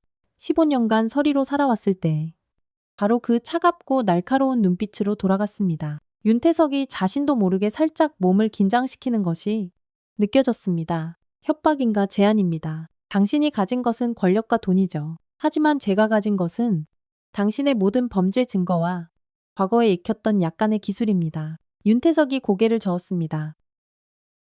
당신의 그 하찮은 협박이 통할 것 같소. 당신이 조직을 떠났다는 건 아는 사람은 다 아는 사실이야. 회장과 연락이 끊긴 지도 오래됐고 당신은 지금 혼자요. 강 씨? 그가 손가락을 까딱 튕기자 경호원들이 저를 향해 한 걸음 다가왔습니다. 상황이 점점 위험해지고 있었습니다. 혼자가 아닙니다. 제가 또렷하게 답했습니다. 지금 이 자리에서 벌어지는 모든 일은 실시간으로 녹화되고 있고 여러 곳으로 동시에 전송되고 있어요. 만약 제게 무슨 일이 생긴다면 모든 증거가 자동으로 세상에 공개될 겁니다. 윤태석의 표정이 딱딱하게 굳어졌습니다. 보안 검색에서 아무것도 발견되지 않았는데 기술은 항상 발전하니까요. 저는 제 팔찌를 가리키며 말했습니다. 이건 단순한 장신구가 아닙니다. 제 심장 박동이 멈추거나 급격하게 변화하면 모든 자료가 즉시 인터넷에 공개되도록 설정되어 있죠.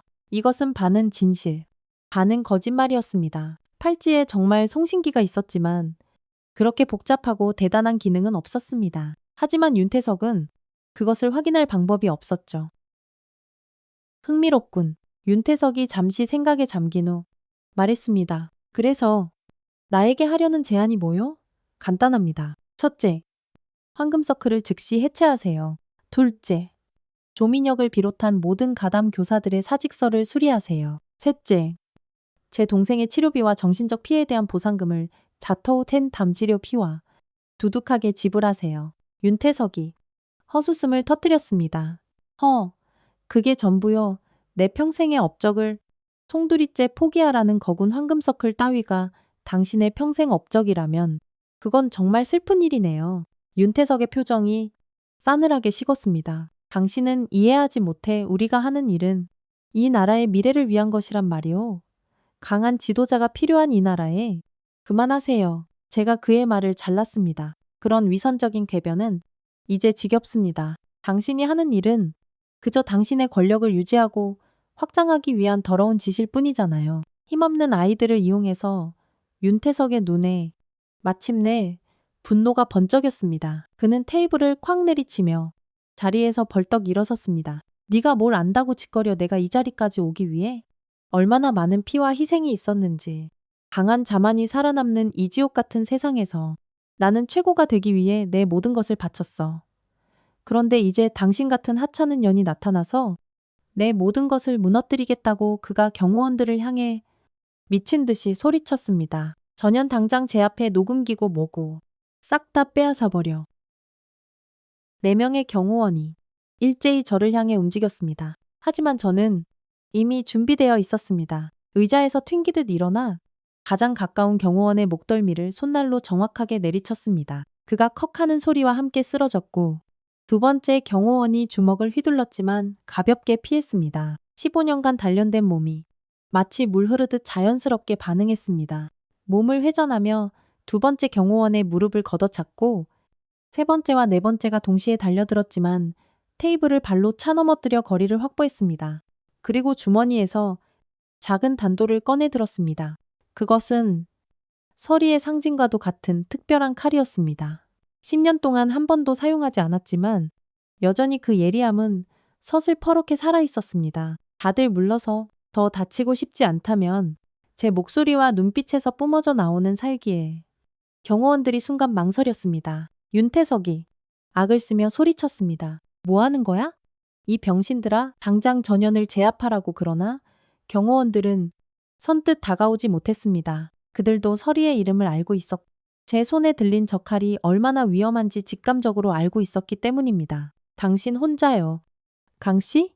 윤태석이 냉소적으로 말했습니다. 아무리 전설적인 설이라도 이 빌딩에서 살아서 걸어나가지는 못할 거예요. 바로 그 순간 회의실 문이 쾅하고 거칠게 열렸습니다.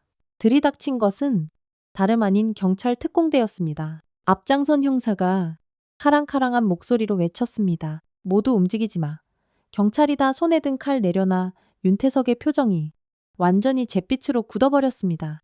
이게 무슨...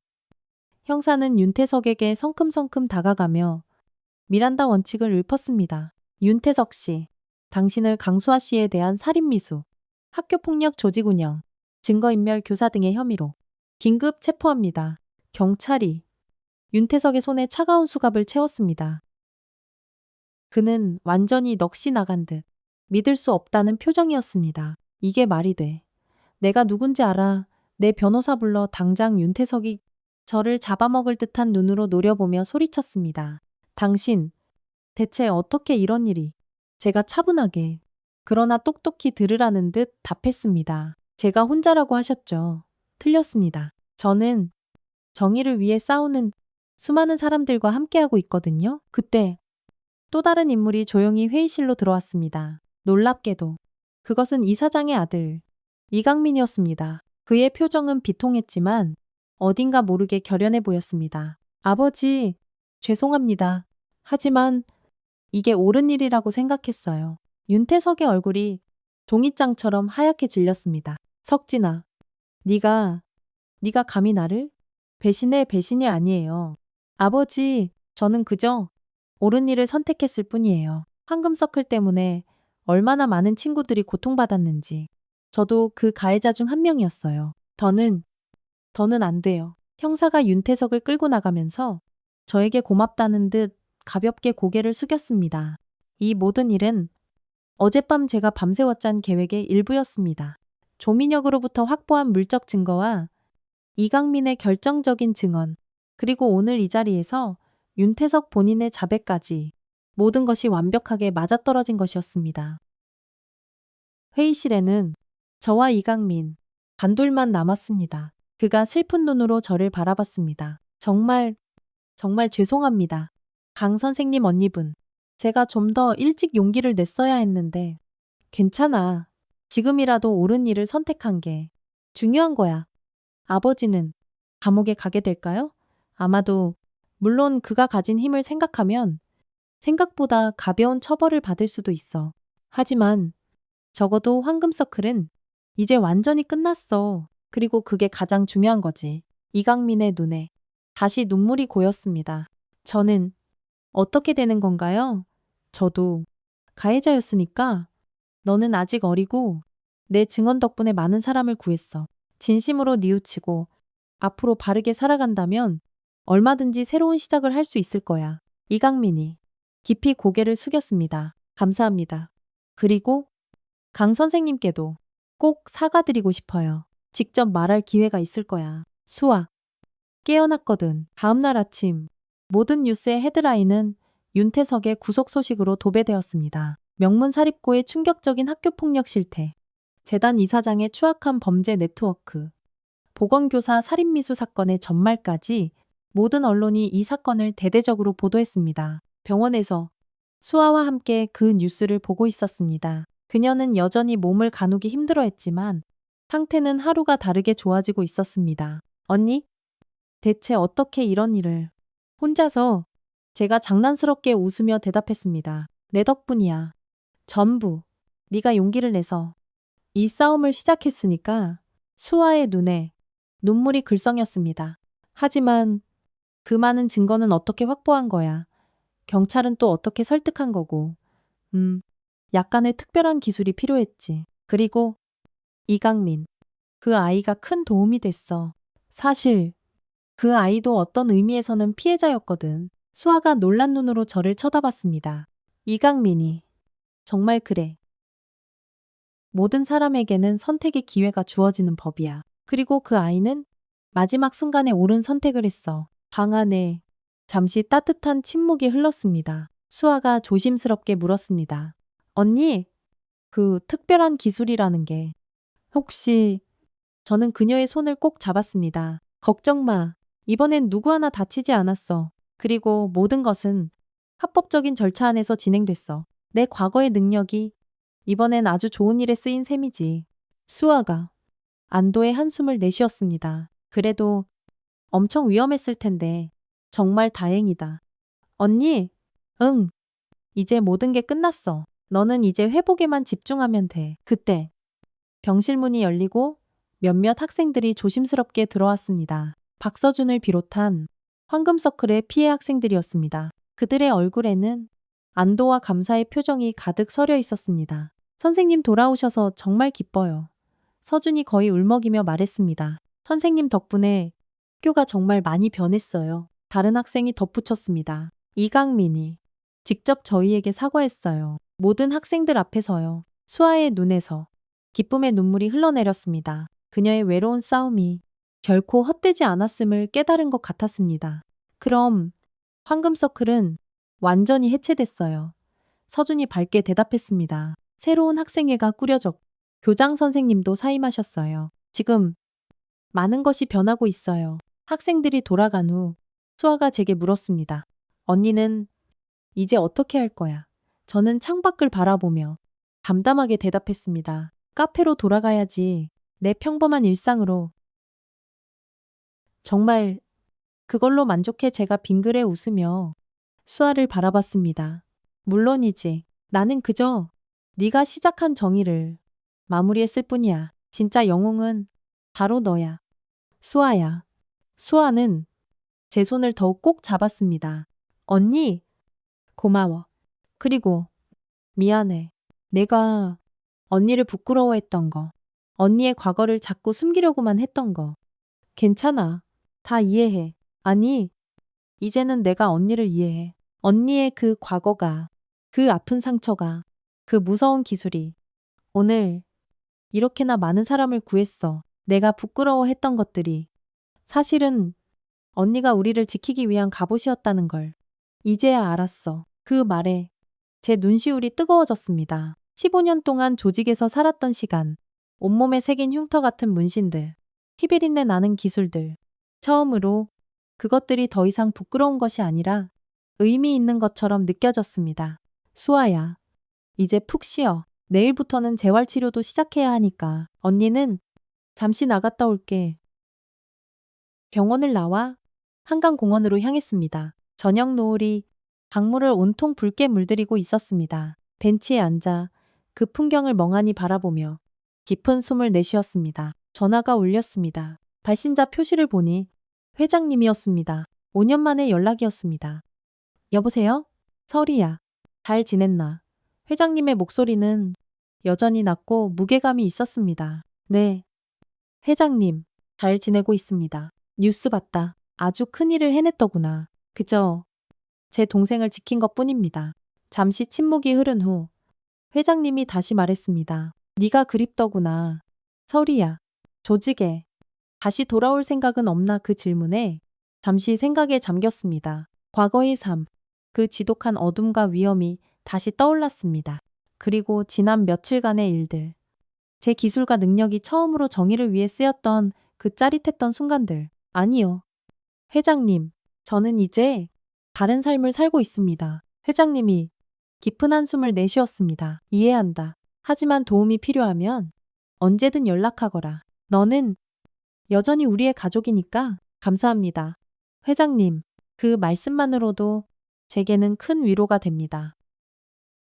전화를 끊고 다시 붉게 물든 강을 바라봤습니다. 노을이 점점 짙어지고 있었고 도시의 불빛이 하나둘씩 별처럼 켜지기 시작했습니다. 문득 왼쪽 팔의 매와 문신이 따뜻하게 느껴졌습니다. 마치 그곳에서 새로운 생명이 피어나는 것 같았습니다. 이제 정말 새로운 시작이구나. 저는 벤치에서 일어나 다시 병원으로 향했습니다. 수아가 기다리고 있었고 우리 앞에는 완전히 새로운 여정이 펼쳐져 있었습니다. 더 이상 칼잡이 서리도 아닌 그저 한 사람의 언니로서의 여정이었습니다. 봄바람이 기분 좋게 불어오는 3월.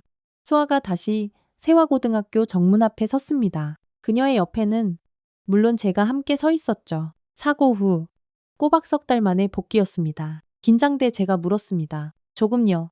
하지만 이제 두렵지는 않아요.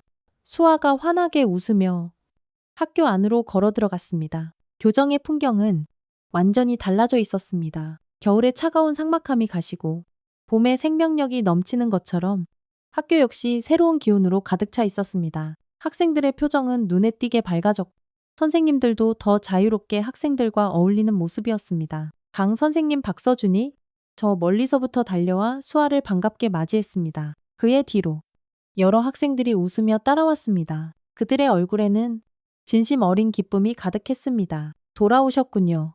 선생님, 학교가 얼마나 변했는지 아세요? 제가 다 보여드릴게요. 학생들이 수아를 이끌고 제잘거리며 교정을 돌아다니기 시작했습니다. 저는 잠시 뒤에서 그 모습을 흐뭇하게 지켜봤습니다. 누군가 제 옆으로 조용히 다가서는 것을 느꼈습니다. 강서연 씨 돌아보니 온화한 인상의 중년 여성이 서 있었습니다. 단정한 정장 차림에 부드러운 미소를 띤 그녀는 새로 부임한 교장 선생님이었습니다. 안녕하세요? 교장 선생님. 직접 뵙게 되어 영광입니다. 강수진 선생님의 복귀를 도와주셔서 정말 감사합니다. 별 말씀을요. 제 동생인걸요. 학교 개혁에 도움을 주신 것도 진심으로 감사드립니다. 덕분에 우리 학교는 이제 진정한 교육의 장으로 거듭나고 있습니다. 윤태석의 구속 이후 세화고는 대대적인 개혁을 거쳤습니다. 새로운 교장이 부임했고 학교폭력 예방 프로그램이 전면 도입되었으며 학생 자치 활동이 대폭 활성화되었습니다. 황금서클은 완전히 해체되었고 그 자리에는 모든 학생이 참여할 수 있는 함께 성장하는 모임이라는 새로운 동아리가 만들어졌습니다. 아직 갈 길이 멀겠지만 좋은 시작인 것 같네요. 제가 말했습니다. 네, 그렇습니다. 그리고 교장 선생님이 조심스럽게 말을 이었습니다. 혹시 우리 학교에서 특별 강연을 한번 맡아주실 생각은 없으신가요? 학생들에게 자기 방어와 진정한 정의에 대해 이야기해 주시면 정말 좋을 것 같아서요. 그 제안에 저는 순간 당황했습니다. 제가 학생들 앞에서 강연을 한다고요. 팔에 새겨진 용문신이 뜨겁게 욱신거리는 것 같았습니다. 저는 그런 자리에 어울리는 사람이 아닐 텐데요. 아닙니다. 강서연 씨처럼 직접 행동으로 정의를 보여주신 분이야말로 우리 학생들에게 꼭 필요한 롤모델입니다. 문신이나 과거는 중요하지 않아요. 중요한 건 지금 당신이 보여준 용기와 결단력이니까요. 그 말에 가슴 한구석이 따뜻해졌습니다. 한평생 이 문신과 과거를 숨기며 살아왔는데 이제는 그것을 부셔워하지 않아도 되는 순간이 온 것 같았습니다. 생각해 보겠습니다. 아직은 좀 물론입니다. 천천히 생각해 보시고 편하게 연락 주세요. 교장 선생님과 작별 인사를 나누고 수아를 기다리러 교문 앞으로 돌아왔습니다. 봄볕이 따스하게 내리쬐는 벤치에 앉아 주변을 둘러봤습니다. 한때 제가 매일같이 감시하던 그 카페는 이제 학생들의 웃음소리로 북적였고 그 소리가 담벼락을 넘어 여기까지 들려왔습니다. 핸드폰이 울렸습니다. 화면을 보니 민준이었습니다. 누나 뉴스 봤어요. 윤태석 구속 연장됐대요. 증거인멸 우려 때문에 보석도 기각됐대요. 그래 다행이네. 조민혁은 그 인간도 자기가 한 짓 전부 다 인정하고 수사에 적극 협조하고 있대요. 아마 감형받을 수 있을 거래요. 그게 정의의 방식이겠지? 진실을 말하는 자에게는 기회를 주는 것. 말을 마치기도 전에 또 다른 전화가 걸려왔습니다. 영호였습니다. 잠깐만. 민준아, 다른 전화 와서 이따 통화하자.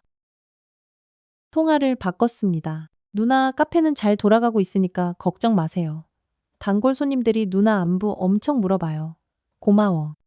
영호야, 다음 주부터는 내가 다시 출근할게. 그런데 누나, 회장님께서 누나 찾으셨어요. 카페에 직접 오셨었다고요. 심장이 애치이 하고 내려앉았습니다. 회장님이 직접 카페에 오셨다고 뭐라고 하시던 누나한테 꼭 전할 말이 있다고 하셨어요. 꼭 한번 만나달라고.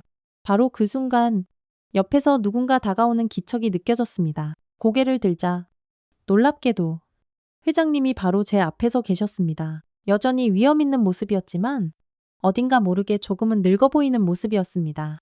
설이야. 전화를 끊고 자리에서 벌떡 일어났습니다. 회장님, 오랜만이구나. 5년이 넘었지. 그분의 눈에는 많은 감정이 담겨 있었습니다. 자랑스러움, 반가움, 그리고 어떤 슬픔 같은 것까지 이렇게 학교 앞에서 뵙게 될 줄은 몰랐습니다. 내 동생이 여기서 아이들을 가르친다고 그리고 네가 이루어낸 변화도 내 눈으로 직접 보고 싶었. 벤치에 나란히 함께 앉았습니다. 봄바람이 불어오며 벚꽃잎 몇 장이 우리 사이로 흩날렸습니다. 윤태석이 구속됐다면서 대단한 일을 해냈더구나. 회장님과 그분은 오래된 인연이 있다고 들었습니다. 회장님이 쓴웃음을 지으셨습니다. 그래, 30년 전 우리는 함께 사업을 하지만 그 친구는 너무 욕심이 많았어. 결국 서로 다른 길을 걷게 됐고 평생의 경쟁자가 됐지. 잠시 침묵이 흘렀습니다. 이번 일로 그가 완전히 몰락했으니 회장님은 속이 시원하시겠네요. 제가 툭 던지듯 말했습니다. 아니다. 오히려 슬프다. 어쩌면 나 역시 그와 크게 다르지 않았을지도 모르지. 다만 넘지 말아야 할 선을 넘지 않으려고 발버둥 쳤을 뿐 회장님의 말에는 깊은 의미가 담겨 있었습니다.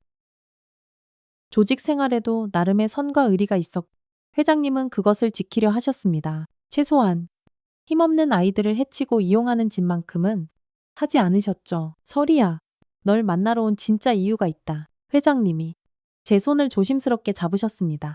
이제 조직을 정리하려고 한다. 세상이 변했고 나도 이제 늙었어. 마지막으로 내 도움이 필요하다. 나 좀 도와다오.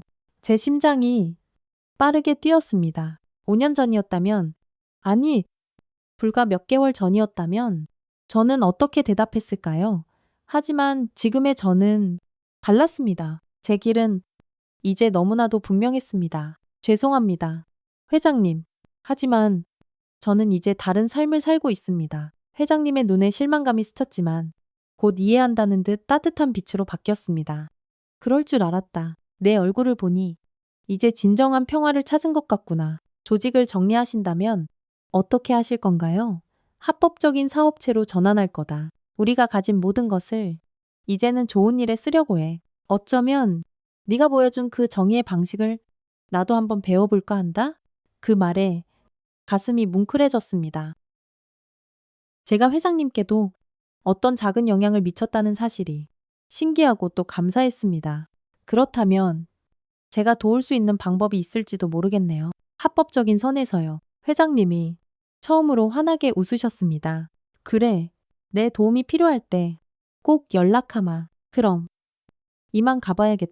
회장님이 일어나려 하실 때 제가 물었습니다. 회장님, 늘 궁금했던 게 있어요. 왜 저를 설이라고 부르셨나요? 회장님이 잠시 생각에 잠기셨다가 대답하셨습니다. 처음 널 봤을 때 넌 지독하게 차가웠지만 동시에 너무나도 아름다웠다. 마치 추운 겨울 아침, 매화가지 위에 하얗게 내린 서리 쉐리 같았거든. 서리는 차갑지만 그 안에 봄의 약속을 품고 있지. 너를 볼 때마다 늘 그런 느낌이었. 그 말을 듣는 순간 제 왼팔의 매화 문신이 따뜻하게 느껴졌습니다. 감사합니다. 회장님, 그 이름이 이제는 자랑스럽게 느껴집니다. 회장님이 떠나고 저는 다시 벤치에 앉아 세화고를 바라봤습니다. 잠시 후 수아가 학생들과 함께 웃으며 교문을 나섰습니다. 그녀의 얼굴에는 행복한 미소가 가득 피어 있었습니다. 언니? 오래 기다렸어.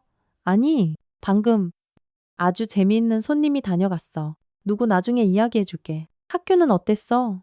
수아의 눈이 아이처럼 반짝였습니다. 믿을 수 없을 정도로 달라졌어. 학생들이 정말 활기차고 선생님들도 모두 변했어. 무엇보다 서로를 존중하는 분위기가 생겼어. 전부 언니 덕분이야. 다행이네. 함께 걸으며 병원으로 향했습니다. 오늘은 수아의 정기 검진이 있는 날이었습니다. 그런데 언니? 뭔가 달라 보여. 뭐가 모르겠어. 그냥 훨씬 더 편안해 보여. 마치 어깨를 짓누르던 아주 무거운 짐을 내려놓은 사람처럼. 생각해보니 정말 그랬습니다. 항상 제 어깨를 짓누르던 과거의 무게가 이제는 거의 느껴지지 않았습니다. 더 이상 설이라는 이름을 숨기지 않아도 될 것 같았. 이 징그러운 문신도 부끄러운 흉터가 아닌 제 삶의 일부로 당당하게 받아들일 수 있게 되었습니다. 맞아. 뭔가 달라졌어. 병원에 도착해 검진을 받는 동안 저는 복도 의자에 앉아 생각에 잠겼습니다. 지난 몇 개월간의 일들이 주마등처럼 스쳐 지나갔습니다. 수아의 사고, 학교 폭력의 추악한 실체, 윤태석과의 숨막히는 대결, 그리고 그 모든 과정을 통해 저 자신이 얼마나 많이 변화했는지 의사가 나와 수아의 상태가 아주 좋다고 알려주었습니다. 재활 치료는 계속해야 하지만 이제 학교 생활에는 전혀 무리가 없다고 했습니다. 정말 다행이었습니다. 언니, 이제 정말 어떻게 할 거야? 다시 카페로 돌아갈 거야. 다음 주부터 다시 일해야지. 그대로 다시 평범한 일상으로 돌아가는 거네. 수아의 말에 저는 빙그레 미소 지었습니다. 평범 글쎄? 이제는 그 평범이라는 단어가 좀 다르게 들려. 어떻게 예전의 나에게 평범은 그저 숨어서 사는 것을 의미했어. 과거를 감추고 문신을 가리고 설이었던 나를 부정하면서 그렇게 그림자처럼 살아가는 것. 하지만 이제는 이제 나에게 평범은 진정한 평화를 의미해 내 과거를 온전히 받아들이고 현재에 충실하며 다가올 미래를 기대하는 삶. 더 이상 아무것도 숨기거나 부정하지 않아도 되는 그런 자유로운 말이야. 수아가 제 손을 꼭 잡았습니다. 언니, 정말 일주일 후 저는 다시 서리 카페의 문을 활짝 열었습니다.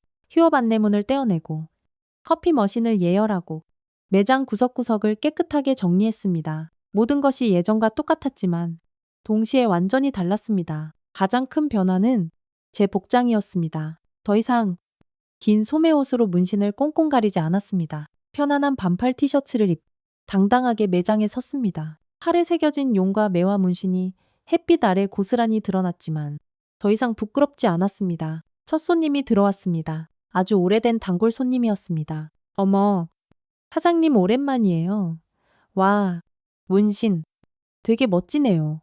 예전 같았으면 당황하며 서둘러 팔을 가렸겠지만 이제는 달랐습니다. 감사합니다. 이건 제 과거이자 현재예요. 이제 숨기지 않기로 했어요. 그날 오후 아주 특별한 손님이 카페를 찾아왔습니다. 이강민이었습니다. 그는 학교 교복을 입고 있었지만 예전에 그 오만하고 불안해 보이던 모습은 온데간데 없었습니다. 안녕하세요. 강서연 씨, 어서 와. 강민아, 무슨 일이니 그냥 인사드리러 왔어요. 그리고 이것도 전해드리려고요. 그가 봉투 하나를 건넸습니다. 열어보니 학교 신문이었습니다. 일면에는 학교 폭력 없는 세화고 새로운 출발을 향해 라는 제목의 기사가 대문짝만하게 실려 있었고 그 아래 학생 인터뷰 중에는 이강민의 이름도 보였습니다. 학생회장이 되었네? 그가 쑥스러운 듯 웃었습니다. 네. 이번에 공정한 선거로 뽑혔어요. 이제는 진짜 리더가 되어보고 싶어서요. 약한 친구들을 보호하고 모두가 평등한 학교를 만들고 싶어요. 그의 눈에서 진심이 느껴졌습니다. 사람은 정말 변할 수 있구나 하는 생각이 들었습니다. 아버지는 어떠시니? 이강민의 표정이 잠시 어두워졌습니다. 아직 구치소에 계세요. 재판이 진행 중인데 쉽지는 않을 것 같아요. 하지만 변호사님이 그러시는데 진심으로 반성하고 계시다고. 그래, 너도 많이 힘들겠구나. 괜찮아요. 이제 저는 제 길을 가려고요. 아버지의 그림자가 아닌 진짜 이강민으로 살아가려고요. 그 말에 가슴이 뭉클해졌습니다. 어쩌면 이것이 진정한 정의가 아닐까요? 단순히 벌을 주는 것을 넘어 사람들이 스스로 변화하고 성장할 수 있는 기회를 주는 것. 멋진 결정이야. 응원할게. 이강민이 떠난 후 저는 카페 한쪽 벽에 걸린 작은 거울을 보았습니다. 그 속의 제 모습은 더 이상 살벌한 서리도 그렇다고 과거를 숨기는 단순한 카페 사장도 아니었습니다. 이제 저는 그저 강서연이었습니다. 과거와 현재 그리고 미래가 조화롭게 공존하는 온전한 한 사람이었습니다. 팔에 새겨진 매화 문신을 가만히 바라봤습니다. 회장님의 말씀이 떠올랐습니다. 서리가 내린 매화가지, 차가움 속에 담긴 봄의 약속. 이제 그 봄이 드디어 온 것 같았습니다. 한 달 후 세화고등학교 강당에서 특별 강연회가 열렸습니다. 주제는 자기방어와 진정한 정의역. 강연자는 바로 저였습니다. 교장 선생님의 간곡한 제안을 결국 받아들인 것이었죠. 강당에는 모든 학생들이 모여 있었고 교사들도 함께 참석했습니다. 수아는 가장 앞자리에 앉아 저를 보며 응원의 미소를 보내고 있었습니다. 마이크를 깊은 숨을 내쉬었습니다. 처음에는 긴장됐지만 곧 마음이 편안해졌습니다. 안녕하세요. 저는 강서연입니다. 여러분의 보건 선생님인 강수아 선생님의 언니죠. 학생들의 시선이 자연스럽게 제 팔에 드러난 문신으로 향했습니다. 하지만 더 이상 조금도 부끄럽지 않았습니다. 아마 다들 제 팔에 있는 이 문신을 보고 많이 궁금해하는 것 같네요. 네, 이건 제 과거의 일부입니다. 오늘 저는 그 과거와 함께 우리가 어떻게 정의를 위해 싸울 수 있는지에 대해 이야기하려고 합니다. 강당이 순간 조용해졌습니다.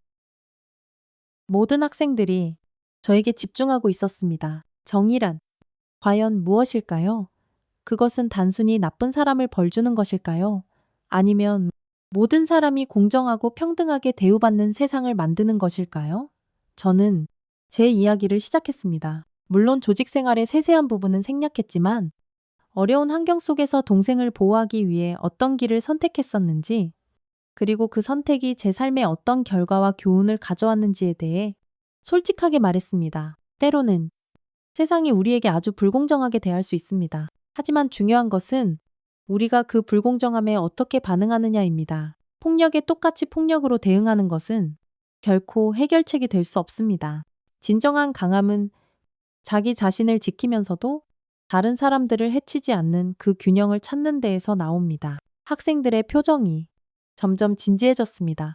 특히 예전에 황금서클의 피해자였던 학생들의 눈에는 깊은 공감의 빛이 어려 있었습니다. 자기 방어에 가장 중요하고 첫 번째 단계는 바로 목소리를 내는 것입니다. 침묵 속에서 혼자 고통받지 마세요. 주변에 도움을 요청하세요. 여러분은 결코 혼자가 아니라는 것을 기억하세요. 강연을 마치고 질문을 받는 시간. 한 여학생이 조심스럽게 손을 들었습니다. 강연자님처럼 용기를 내기가 너무 어려워요. 어떻게 하면 두려움을 극복할 수 있을까요? 두려움은 아주 자연스러운 감정이에요. 저 역시 평생을 두려움을 느끼며 살았습니다. 하지만 정말 중요한 것은 그 두려움에도 불구하고 행동하는 것이죠. 완벽한 용기가 아니라 불완전하더라도 괜찮으니 일단 행동하는 용기가 필요합니다. 강연이 끝나고 많은 학생들이 제게 다가와 이야기를 나누었습니다. 그들의 눈에는 희망과 결의가 담겨 있었습니다. 어쩌면 나는 오늘 이 아이들의 마음에 아주 작은 불씨 하나를 던져준 것일지도 모르겠다고 생각했습니다. 수아가 다가와 제 손을 꼭 잡았습니다. 언니, 정말 멋있었어. 학생들이 정말 많이 감동받은 것 같아. 네, 덕분이야. 수아야, 네가 없었다면 이런 변화는 시작도 못했을 거야. 교장 선생님이 다가와 제게 감사의 말을 전했습니다. 정말 훌륭한 강연이었습니다. 강서연 씨, 혹시 다음에도 또 와주실 수 있을까요? 물론이죠. 필요하시다면 언제든지요?